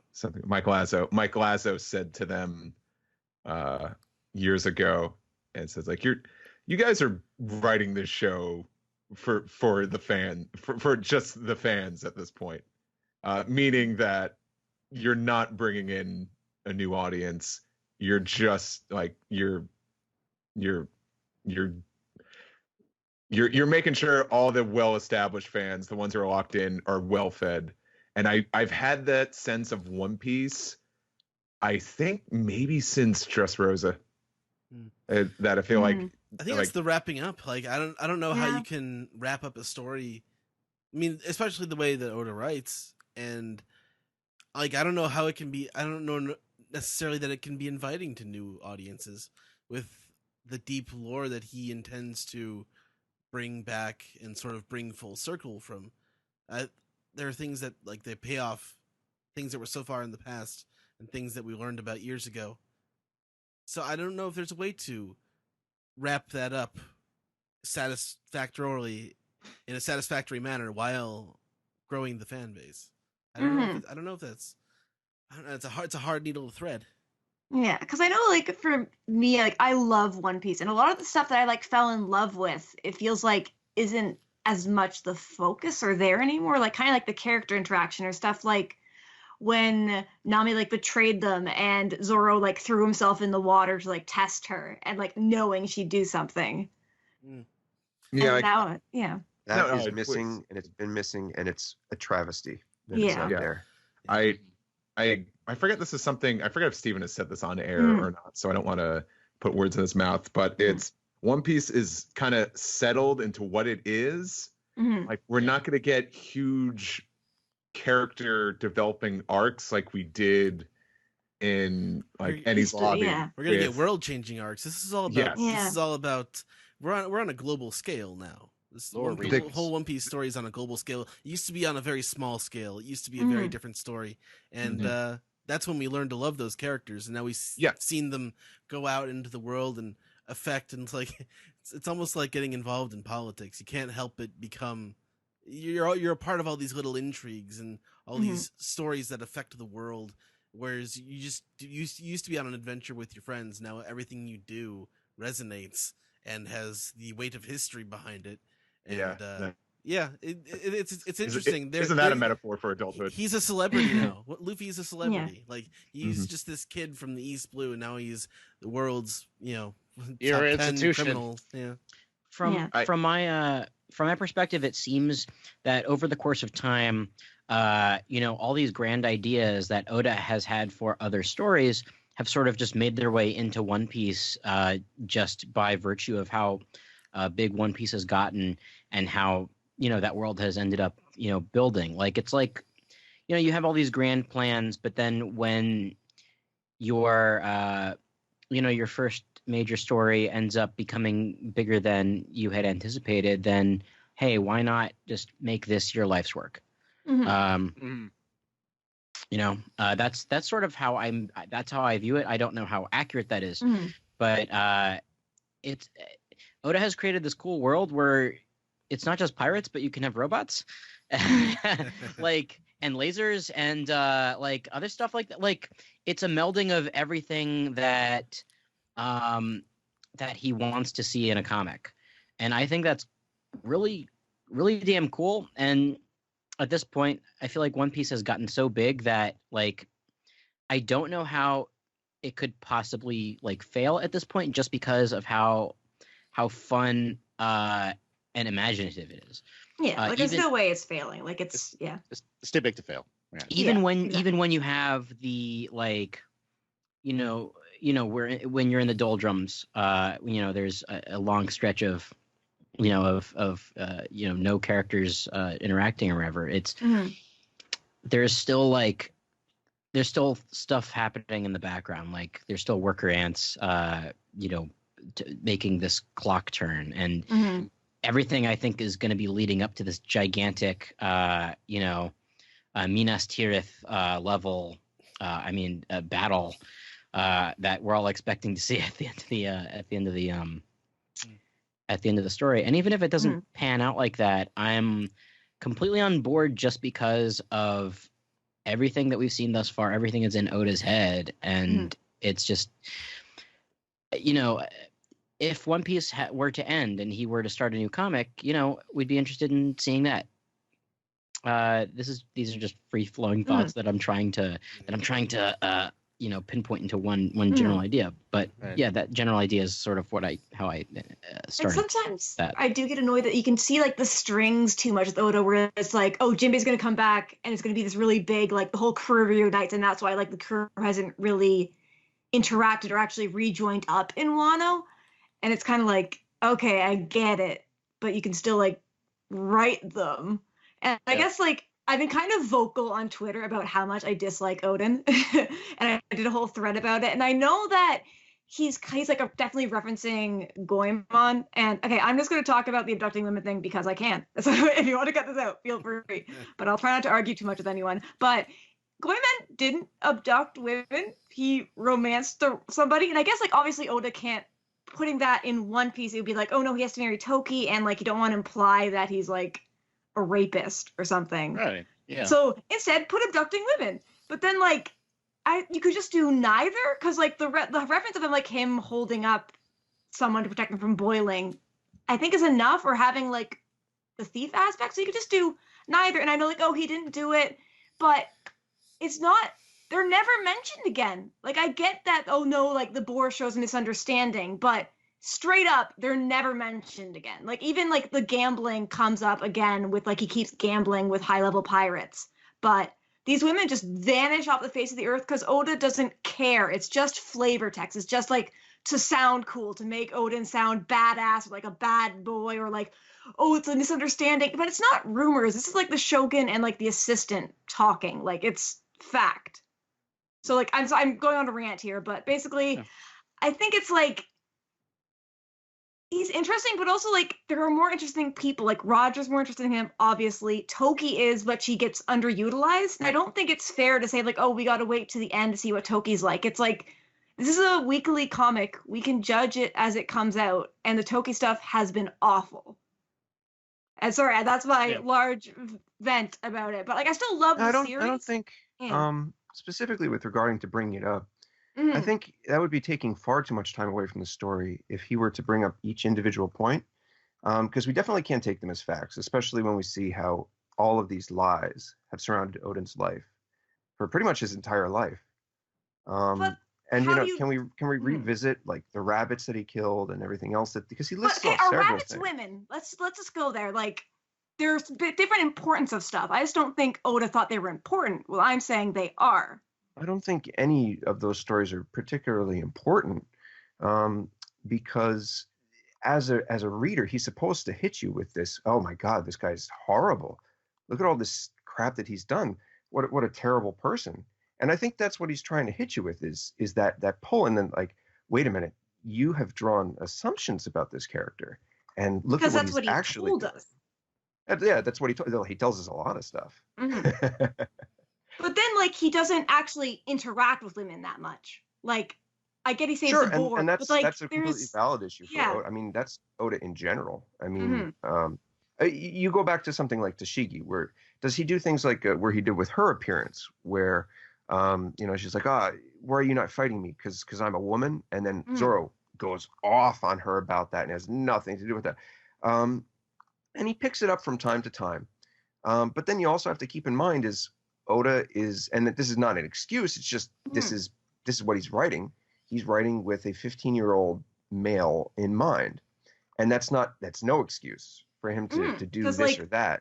it's But like women read One Piece a lot. Like, I think they Shonen Jump released their thing, and it's pretty high. Or like for reading manga, that's if you look pretty at high. even the commercial figures, look at I mean, has anybody ever had a chance to see the live broadcasts of One Piece on TV in Japan? Because honestly, if you look at the ads, you'd think that all of the viewers are female viewers because it's basically baby products and skincare ads for the anime.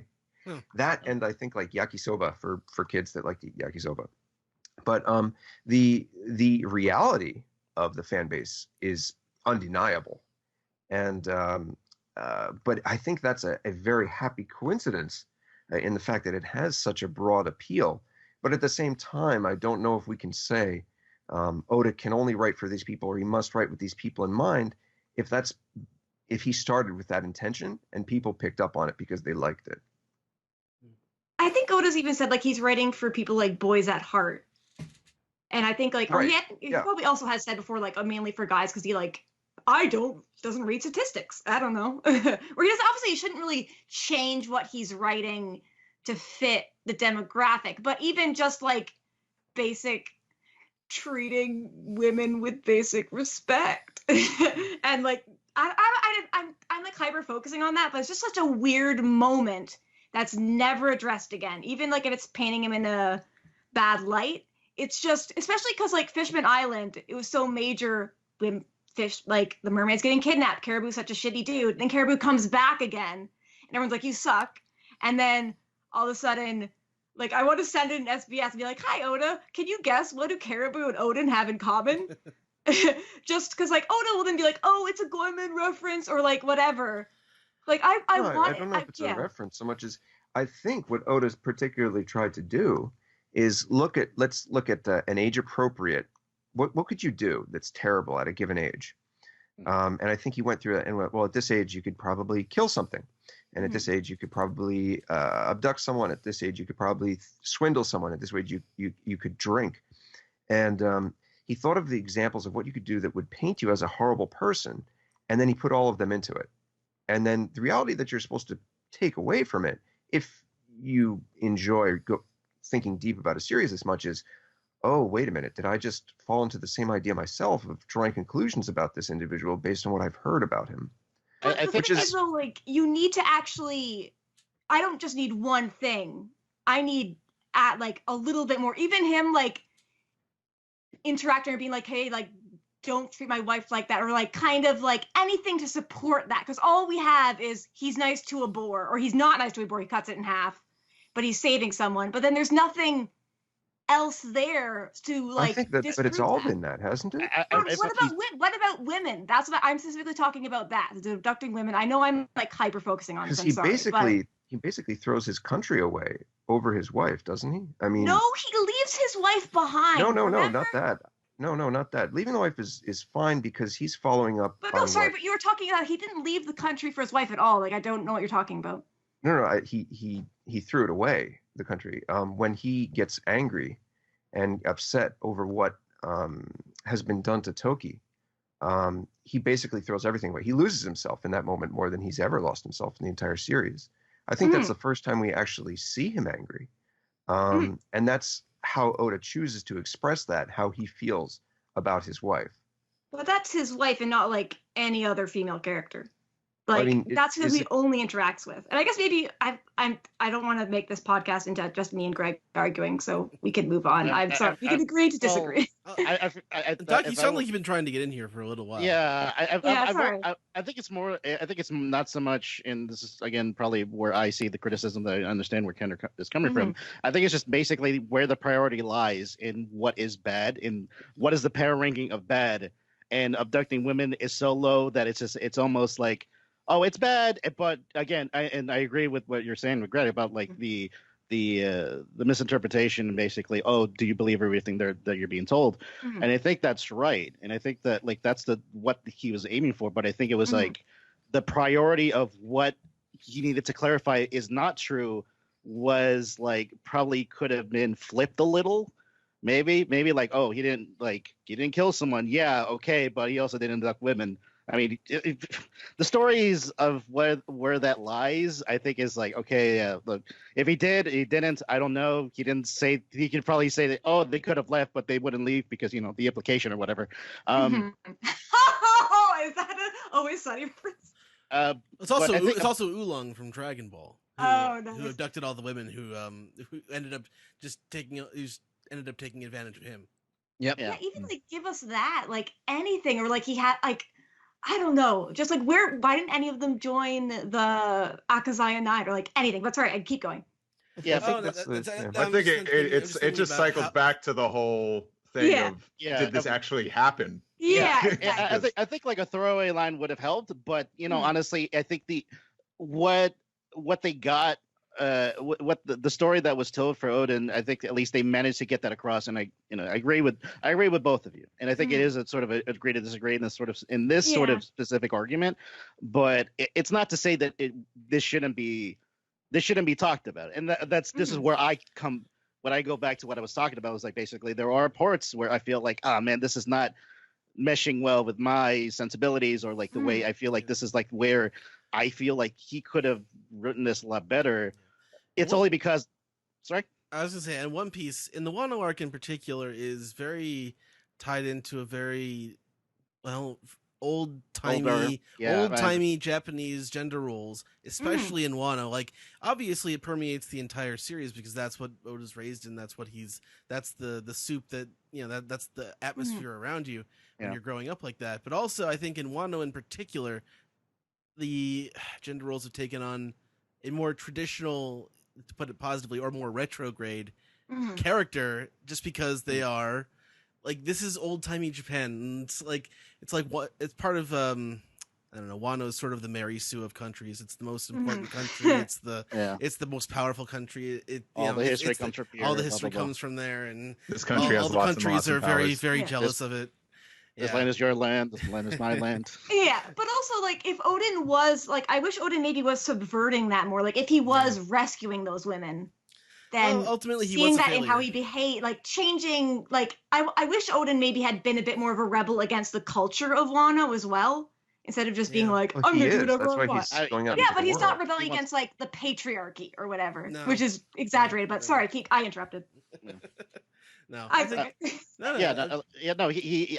he is. He's trying to be that sort of person. Like he wants to open the country and all this stuff. And it sucks when like I know what he's aiming at, but he's not writing it in a way that you can interpret it a lot better.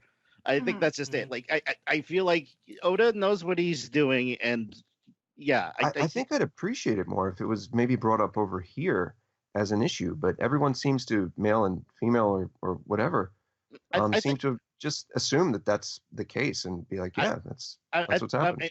I don't know if it like, and Greg, I don't know how often you're on the internet and whatever. I know you're busy, but it's tough because my circle sees those criticisms, sees those issues, and I think are a lot more outspoken. And sometimes I feel like it's just because we're always in our own bubble, so we might not notice this all the time. I mean, yeah, look, dude, like I get it. Like I get it. I'm not trying to be a dick or anything. I'm not saying One Piece sucks.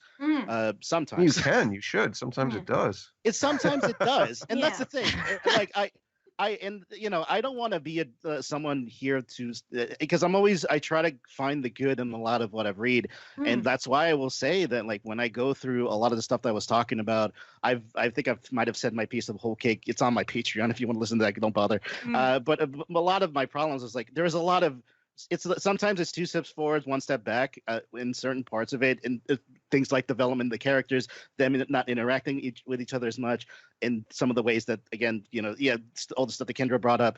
There's a lot of little things that bug me, and I might not speak up all the time, but I might talk with the people that I'm within circles with.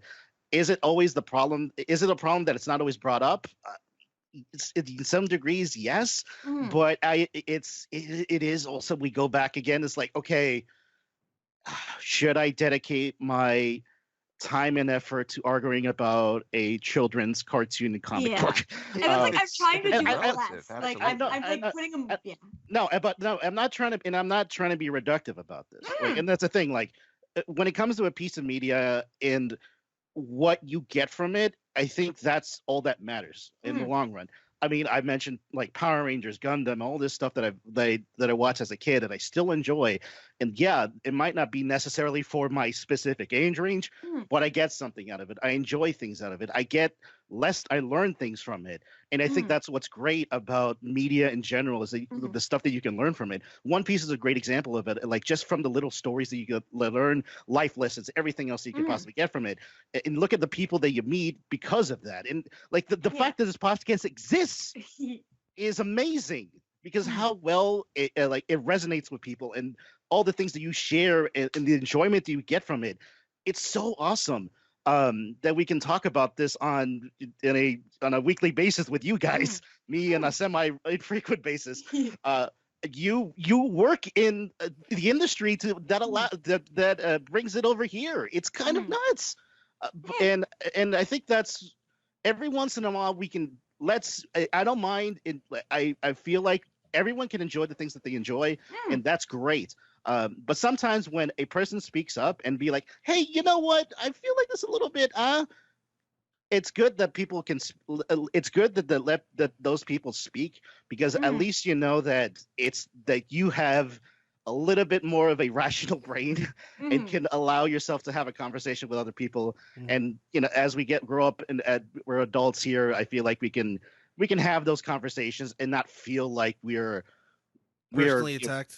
Personally, we're not being personally attacked. We're not personally attacking anyone. Right. We're not personally attacking the people who are reading, who are listening, or Oda, anyone else. I think that's what I love about this community, and especially with you guys as well, is that we can have conversations like this and talk about our frustrations and all the great stuff that comes out of it. And that's all I'm trying to get at.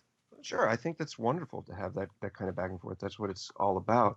I wonder if people are even over here not being aware of that, not seeing it, or not reading into it to that degree.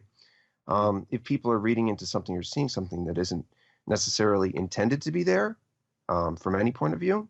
So my advice in all of those cases would be, since Oda didn't seem to intend that to be in there, and because his fan base over here, both male and female, doesn't seem to see that at all. My biggest advice would be that since Oda does read every bit of fan mail, is that you should definitely tell Oda about this, if that's what you feel. And maybe he'll respond to it. Maybe he won't. I don't think there's anything I've ever said anything that nobody should have an opinion or hold an opinion or bring up a point. But the important thing is, at the end of the day, you have to consider is, for whom is he writing? Am I fitting in there? Do I enjoy the series because I'm in that in that group that he's writing for. Okay, no. So if something doesn't hit me in there, if something doesn't hit me right, specifically because I'm not a part of that group, is that something that I should be upset about? Or is it something I need to understand? I think understanding is a huge part of it, but then be vocal about it in a way that also sends that message to the author, which is why I would totally recommend sending a letter. Be like, hey, you did this, XYZ. What about this aspect of it? In fact, this seems ripe for an SBS. It seems perfect for it. I wouldn't be surprised, actually, if it came up at some point, like, hey, what happened here? But I think there's also the aspect of Oda kind of hitting us over the head with this, hey, look at this guy. His whole life has been misinterpreted and everything he's done. Does he need to tell us more? Does he need to spend more time on it? That's the entire concept of Oda spending more time on telling his story better is something that I wish he would do. Or even it's not spending more time, it's just not doing one specific thing. Like, it's really easy to just cut that bit out and nothing changes about the story. Well, it's again is going to an example of the extremes. Yeah. What is an extreme? And well, this is the worst possible thing a person could do. So let's go with that. I guess my Japanese mindset. is like Google Translate level, so I don't know if Oda. Or I could write in English, but I don't think Oda. I don't know. Can Oda read English? Maybe a little bit, but I have no Very idea. cool. He probably knows a dude who could probably get that for him. Yeah. I don't know if he would bother. his Maybe he just editors skims it speak English. over. Yeah. I think one of the things that sort of, in terms of like the legacy and the legend of Odin, that always makes me seem like such a which makes it seem like such a tall tale, is that even when he is like 15, he still looks like a fucking adult. Like he still looks like a 40-year-old man with glutes from here to yaya. Like God, he has got rugby thighs. If Odin was a real person, my girlfriend would leave me for him. And that's why it feels like he didn't really change that much, because he also he looks the same through. How many? I think it's been. Well, I think the funny thing about that, though, right, is that I'm just sort of I'm piecing this together right now, is that the Odin that we see now is also the Odin that we see in the flashbacks of when he's younger. So the vision of Odin that people have is the current version that is tromping around eating boiled soup on cremated remains. Yeah. So I don't know. I think that I don't know. I think it bears a reread at some point when it's all said and done. But yeah. That either way. Yeah, I think I'm definitely hyper focusing on it, and it's good to take a step back, because I don't I love One Piece, so I think about it a lot. So I'll randomly be mad about Oda and be I need to let it go. I made a Twitter thread, I did a big rant, and now it's okay, I'm done with Odin. I broke that vow now, but now I'm done with it. Look, Kendra, I've been, well, me, I've been very vocal about how much I dislike Dressrosa, and how and the problems, all the problems I have with it, but over time, I've warmed up to a lot of decisions made within it, and actually, honestly, I think Brian is one of the best people to talk to about One Piece, because he throws this really interesting. I'm not going to say contrarian, but he throws this alternate perspective into even the arcs that you think are bad, and I have warmed up on even Fishman Island, an arc that I didn't really enjoy when I first read it, week to week.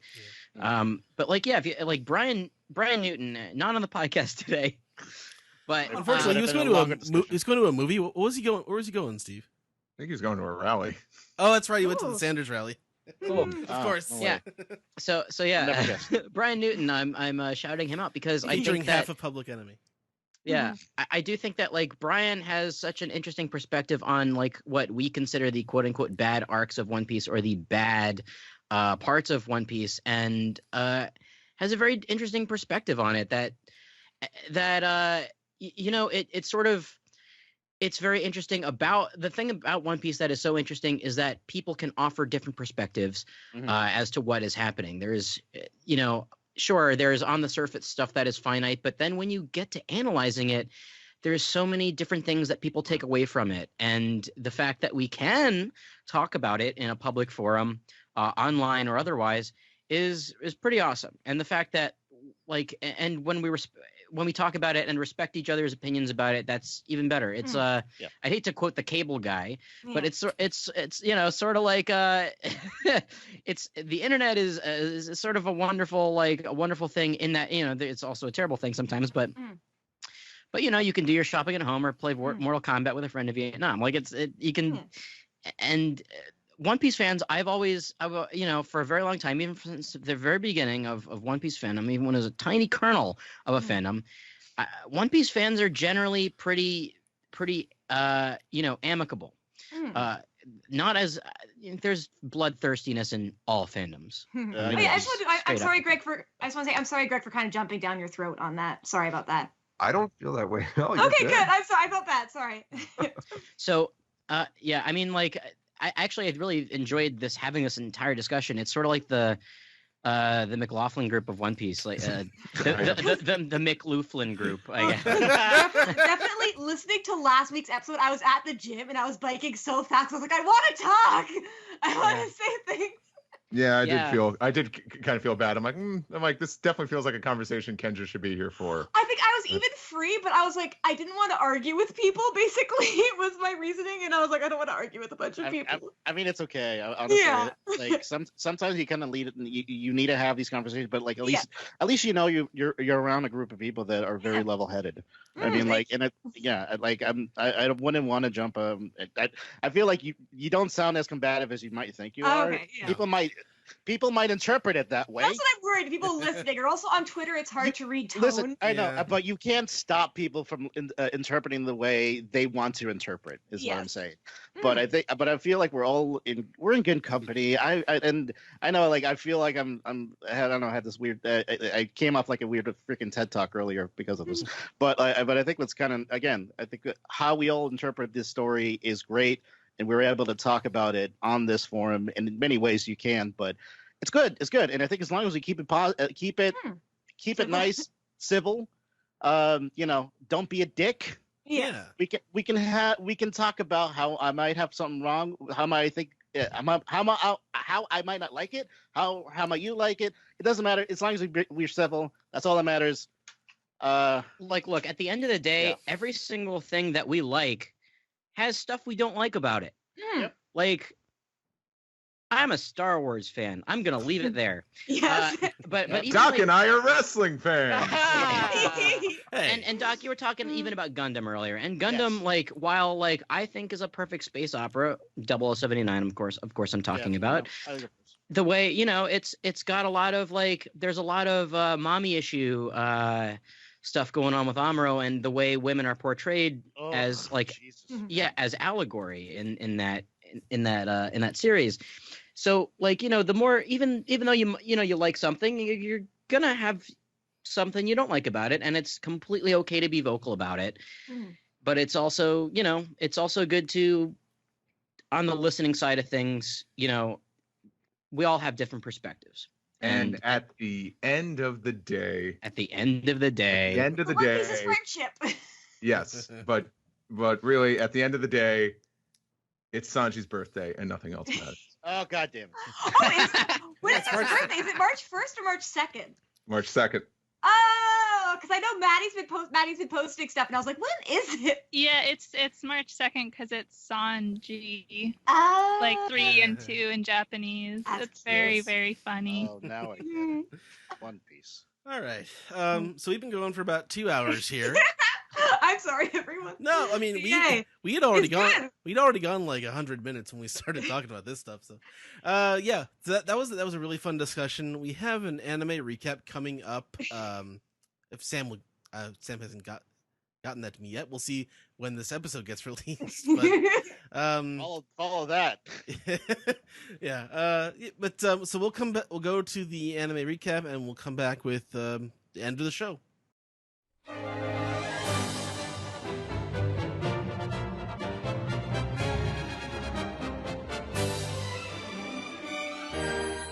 This is the anime recap for episode 923, A State of Emergency. Big Mom Closes In. I'm your host, Sam, and today with me we have...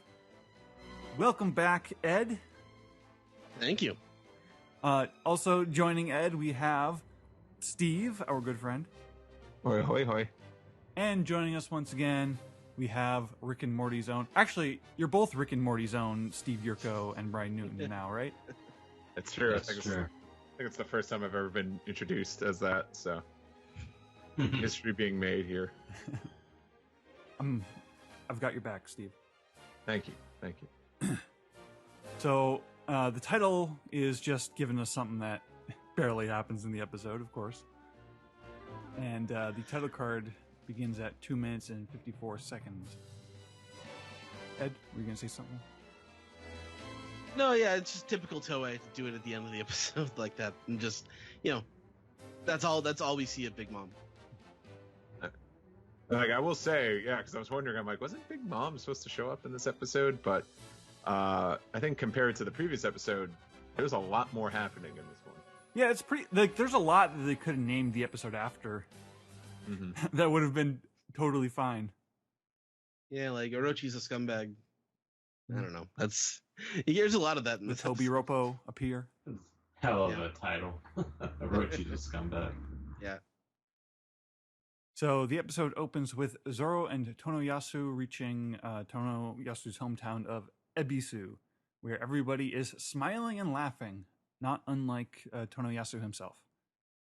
And so we're getting acquainted with these people, and then we're also cross-cutting between a scene at Orochi's castle, where we see the geisha girls all kind of like opening the doors in sequence. And I remember when this happened in the manga, I remember we were thinking like, oh, that's going to look really cool in the anime. And it looks all right. I feel like they could have made it a little fancier. It's just kind of like a screensaver effect. It's not like it's not like a big moment. They didn't give it a lot of I don't think they gave it a lot of thought. I didn't notice until you pointed it out in the last anime recap that this is Hogback's voice actor. Yeah. Makes sense now. And he doesn't get as screechy, at least not yet. Well, I feel like we hear his whole range throughout this episode. Like he does the scary gruff, and then also he's like shrieking and getting like all slimy and gross sounding. He could shriek more. So we are setting up the party. Orochi is happy to hear that the ladies are coming, and then we cut back to Ebisu, and we got somebody who's just like very delighted that their tooth fell out because of malnutrition. It's just hilarious to them. Well, it's the whole scene of like the cut between Orochi throwing away all this food to people who are starving. Like they do that a lot in Wano, just catapult the propaganda. Yeah, that's a good point. And I love this little exchange where Tonoyasu's kind of introducing Zoro to the town. And he's like talking Zoro up. It's like, oh man, this guy, he was so kind. He was so like worried about my voice, and he told me to shut up. And so a woman walks up to Zoro and it's like, "You look very serious. Let's turn that frown upside down." And forces a smile on Zoro. And then the people. That was one of my favorite episode titles that we did, or the cover pictures, right, Steve? Oh yeah, with Flanders. Right. Did you draw that one, or did Maddie? I think that was a Maddie one. Right? That was Maddie. Yeah. Okay, that's a good one. That's very cool.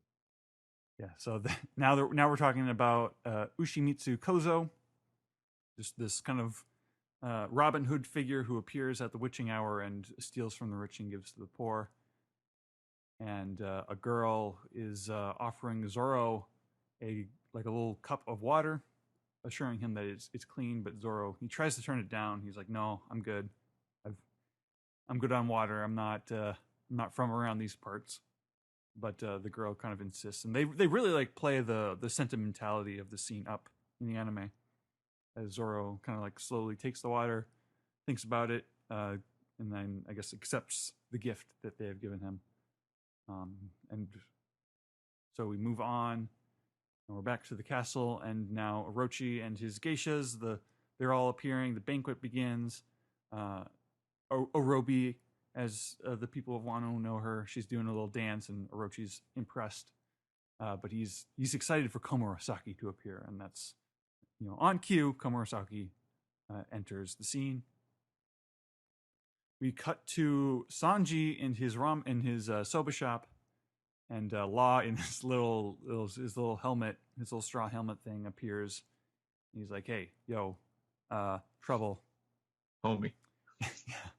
And so, Sanji's very cold to Law in this scene. He's like, "You're not welcome here. We don't like your kind." Well, he draws attention to himself with that big fucking hood on. Right. But Law's like, "Yeah, Is it that, or is the fact that he plasters his freaking symbol over all his clothes? He's tattooed meant to right be on incognito. his bare hands." Yeah. But Dumbass. yeah, Law's got some news. The people who know their faces are showing up into town, including Hawkins and Drake, who are members of the kind of the upper echelon of the Animal Kingdom pirates, called the Tobiropo. And with them is another member of the Tobiropo named Page One, who in this episode appears as a Spinosaurus. And we get Drake for the first time in the anime. We get Drake in his hybrid dino form. His big snout. Yeah. I say this is the first time I'm disappointed to see a character with purple hair. What were you hoping for? Black. I Black. want him to look like Shinsuke Nakamura, but he's got purple hair and like navy blue I clothes. mean, it's the same spirit. It's the same. Have we seen him in human form, or do we even? No. No, we haven't. We do see him in hybrid form in a bit, but. Mm. So yeah, the cops have arrived and they're looking through town and they're causing trouble. And that brings us to the eye catch of the episode. And when we come back after the commercial break, Orochi he's waving Komurasaki over, and she's doing that kind of like shy, like, "Oh no, I couldn't possibly." But then he's like, "No, please come over." Now, is it like, I'm trying to think of where, is it Japan, or is it just like other countries in general where it's like considered polite to turn down a gift the first time it's offered to you? What am I thinking of? I don't know. I feel like that's a thing. I just don't know how widespread it is. Yeah, I just like there are echoes of that multiple times throughout the episode with Zoro in the water and Komurasaki and like Orochi's invitation. Yeah, there's a lot of parallels here. So also Kyoshiro, now that Orochi his party has started, he's happy. Kyoshiro is asking like, "Okay, do you like what we've set up for you?" And Orochi's like, yes I do. And so that's Kyoshiro takes that as his cue to invite himself and his whole gang in to enjoy the party as well. They did a job well done, so now they get to relax. And then we come back to the Udon prison mine, and it's Caribou and Luffy some more talking about what Eustace Kid has been up to. And there's some talks of rumors of Kid getting into a big fight with Big Mom and losing his arm. But Kid actually refutes this, saying he injured one of Big Mom's subordinates, but he succeeded in getting what he wanted from Big Mom, which he's being vague about right now. And it was. But that's that was Cracker, right? You think? Maybe. Or Snack? Well, Snack was taken out by Rouge. Oh, Mhm. okay. So maybe Cracker, yeah, maybe that's where Cracker got his scar. Yeah. Interesting. That's just sort of tossed off there. We don't really talk about it again. Yeah, and he confirms that it was a fight with Shanks where he lost his arm. Which is another interesting thing. Like, do we believe him about that? I believe him, yeah. Okay. I feel like if he was the one who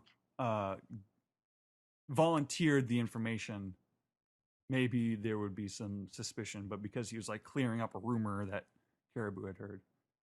That's true.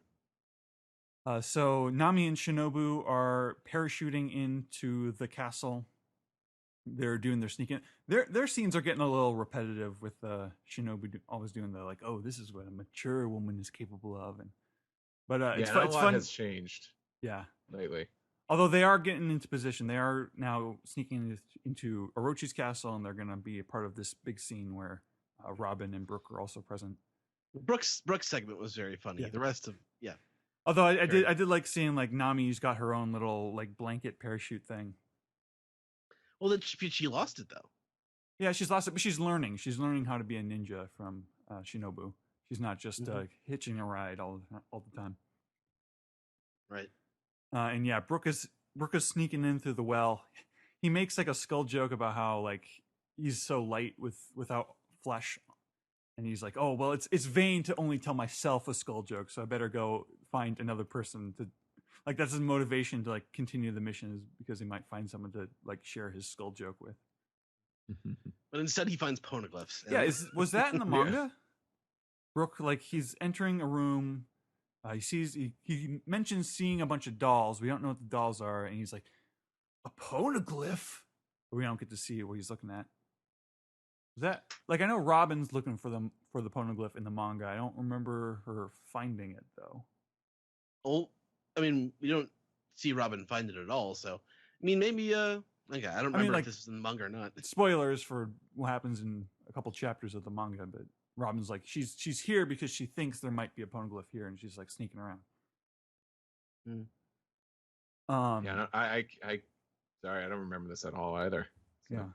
So we come to Onigashima, and Kaido is being told that Big Mom has arrived, and that she's hitched her ship up to the Carps, and they're taking the ride up the waterfall. Kaido is shocked that Big Mom knows how to do that, that she knows kind of the secret way into Wano, and his henchmen are like, well, Big Mom is known for being really good at collecting information. So apparently it was in chapter 934, so we can check the citation. Confirmed? Like you're seeing Brook? Yeah, Brooke telling Robin about the poneglyph he found. Oh, interesting. So maybe maybe the scene of him finding it wasn't in the manga. I'm not sure. We'll have to see. The Big Mom and her kids are kind of fighting off these kind of sentry cannons that are outside of Wano, like trying to fend off people. Seeing the Straw Hats didn't have to deal with anything like that, but they Smoothie, knew that Big Mom was coming. Yeah. So, and it's notable, I think, who isn't there. Oven, I don't think, is there, and Katakuri isn't there. right? Mm-hmm. But Yeah, Smoothie and Amond. We see and, Smoothie and Daifuku. Daifuku. I wrote Smoothie and Daifuku are on the attack, and then Flampe is there too, I guess. Yeah. Paraspero and Mondor. Yeah. Oh, and who's the eldest daughter? Parfait. Mm-hmm. And the youngest one, I think you just mentioned Flampe. Pompey. Yeah. So now the kind of final shot of the episode is Big Mom. She's singing to herself as all this action is going on. She's like at the front of the ship. She's got her arms out. She's like, "Yes, I'm here!" And smack, to be continued. Yep. General thoughts on this episode, you guys? Brian Newton had to dip out, so Unfortunately, yeah. So sort of an average episode. There were good things in here that I liked. The Brooke segment was funny, but everything's still on a slow burn. Like, it's ramping up, but still, like, we haven't gotten any sort of flashpoints yet. We haven't gotten any. Everything's still building up. So there's sort of building tension, and like things are getting worse. So we have like a brief scene with Luffy in the prison, just checking in, and it's just sort of an episode in the middle of an arc. Yeah. What I liked was I felt a lot more progressed in this episode. A lot more things starting to be set up. Like, even though it took the entire episode, Big Mom is showing up. Page 1 is introduced. Drake is reintroduced. This big banquet at Orochi's is being set up as this big kind of meeting point for, we know that the big fight is 2 weeks from now within the story at Onigashima, but like clearly there's a lot of big important people kind of crossing paths now, which is always interesting. This is like the slowest week of One Piece in years. Like, 'cause it so rarely happens that we are down a manga chapter and an anime episode. Mm-hmm. Like, we're talking about last week's episode. So, Yeah, this is a kind of a delayed recap, but I mean, it never, like, we never get the chance to sort of just sit with it. Like, there's always something new, even if it's only an anime episode. So that's kind of nice. And but unfortunately, it's just sort of it's a build-up episode, sort of building tension. yeah, I like this episode well enough. I like I'm enjoying being able to just kind of soak in the texture and the atmosphere of the world of Wano more in Act 2 than I was able to in Act 1. I think I was talking about this in the last recap. And it can feel kind of relentless with the way that they're pounding the social conditions of Wano and stuff. But that's really important, and I applaud them for sticking with it more so even in the anime really than in the manga, because they keep repeating themselves, I think, but it sort of drives home the point. Yeah, and like with the Zoro in Ebisu town, like that scene I think is already leaving more of an impact here than it was in the manga. Yeah, for me, and I like that we're giving this banquet a chance to be like an actual set piece of the arc. You know, it just kind of it's kind of sprung on you in the manga, but here it's like, oh, like, you know, all this important stuff's kind of come together at once, and we know that's supposed to be kind of an important step in getting us to that final battle eventually. Steve? Yeah, I don't have too much to add. I think I will agree with Sam. I think it does expand the Besu Town stuff a little bit more, which I like. I thought it was fine. Like, I thought it was like a fine episode. I don't think it was a bad episode. I don't think it was a plotting episode. I think it moved well enough, but it definitely it's an in between episode. Bigger things are going to be happening. So, Yep. All right. I think that should do it. You guys have anything else you want to get in before we move on to the next segment? No, I'm ready to go. All right, let's move.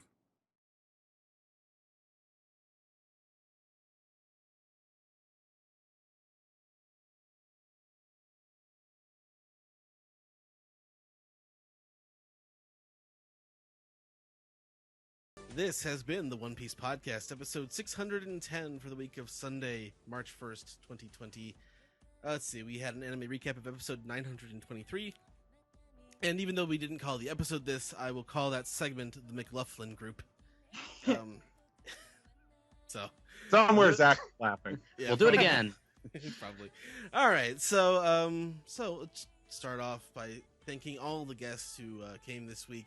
And we're going to have both manga and anime again next week. So no need to worry about Oda's health. He's fine. He's back working.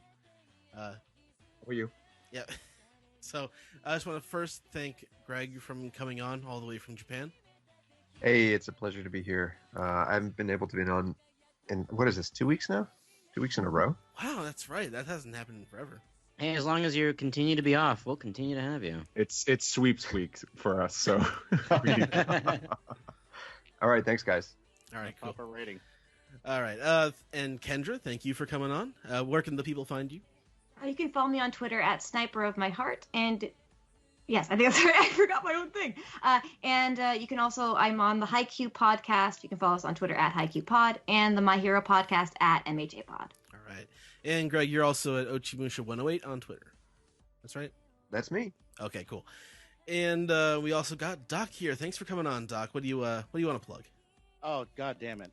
You can follow me on Twitter at SSA Podcast. I run several things at this point. You can follow my Patreon, patreon.com/SSAA Network. Pretty much all the podcasts that I run are up on there now. So, yeah, just to get some podcasts. One podcast prevails. Toon Sweet, That's right. which is a podcast that I run with Steve over here. We actually recorded an episode like a day ago. It's amazing. Toonsweet.me if you want to listen to us talk about wrestling music. I have stuff that is also going up on our Patreon, which is the Poltergeist Rapport, which is me going through all of the Yu Yu Hakusho anime for the first time. I've been on that. Yeah, same. Yeah, both of you have been on there, and we just finished the Dark Tournament. We're taking a break before we start Chapter Black. Say it the way you want to. Chapter Black. After Black. Among other things, also have a BoJack Horseman podcast on there called the Untitled Depression Horse Podcast. So, All right. You're really good with the titles. thank you. Thanks for coming on, Doc. Steve, where can the people out there find you? You could find me on Twitter and Instagram. Steve Yurko is my name and my username. Listen to me on other podcasts like Toon Sweet with Doc here. Our next episode is covering WWF Volume 3, the album everybody had. So you should listen to it. That's the Attitude Era, right? Yes. Yes. Yeah. Scratch. Primo Attitude Era CD. And then also I'm on The Deep End, the Adult Swim adult cartoon podcast I do with Matt J. And also Duncanville is now airing on Fox and on Hulu. And I storyboarded on a few episodes of that season. So please check out that series. And if you don't mind me jumping one more time, Sure. my girlfriend was about to yell at me for not mentioning Two Grown Up, a Rugrats retrospective, which you go to rugratspodcast.com, which is myself and my girlfriend going through the Rugrats. Yeah, that's okay. I'm busy. Damn it, I'm done. All right. You really have Oh, the best too many podcast podcasts. titles. I have one more. After this flashback ends, Jinbei might come back. Yay! And then the happy. All right. Thank you. Alex, where can the people out there find you? Oh well, you can find me on Twitter at dude exclamation all one word. Oh yeah, listen to Tohoyaro. I've been very very busy moving, so I haven't gotten a chance to edit an episode. But I promise that it will be out this week. So thank you for anybody who is a really hardcore Tohoyaro listener. One, thank you for listening, and two, thank you for bearing with our wacky schedule. Yeah. Also, you know what? Go to superartfight.com, the thing that I do sometimes. We've got merch. You can buy a T-shirt with my alias, 2 Drink Alex, on it. We have an Etsy store. So if you want me on your chest, then buy that shirt. I get a little kickback money wise if you do. So Do you have hats? I don't. Because you're always on my mind. Oh my god, Aw. Regu. Can you put this on a shirt? If you say it enough times, it'll be made. By some The robot. Candyman Yeah, comes and exactly. gets you. Put it on a shirt. Put it on a shirt. Put it on a shirt, and then like T-Chip comes through the mirror. The Candyman. Yes. All right. So the podcast. All right. I'm Edward E. One Piece on Twitter. I'm also at Weeb Trailers. I've been posting some really old OVA crap this past week. A lot of Central Park Media and Media Blasters stuff. You can check that out. But the podcast can be found at OnePiecePodcast.com, Twitter.com, YouTube.com, and Facebook.com/OnePiecePodcast. OnePiecePodcast at gmail.com is our email address. One Piece Podcast is our Skype name. Patreon.com/OnePiecePodcast. Please support us there. You can subscribe on Spotify, subscribe on iHeartRadio, subscribe, rate, and review on Apple Podcasts and SoundCloud, or call us on our phone number. That's 347-497-MAJI. Maji. That's 347-497-6254. Call anytime. All the time. No one ever does, but you absolutely can. You can leave us a message. I mean, We'll Zach, play it. Yeah, Zach probably recorded the away message in 2009, so you get to hear what Zach's voice sounded like back then. Hi, haven't- it's me. Leave a haven't heard- message. If you haven't I'm so heard the scared of you older. season 1 episodes, don't go back and listen to them. But so for the One Piece podcast, my name is Ed. Oh, my name is Steve. Yeah, there you go. I'm used to being the third, so I'm thrown off. And tonight, I am the third, Alex. All right, so we'll see you next week, everybody, with a new manga, a new anime, and yeah, we'll see you then. Bye. Bye. If we're alive. Oh shit. Oh no. Third month of the year, March 2nd. Happy birthday, Sanji. Beware the Ides of March. Beware the Ides of Sanji.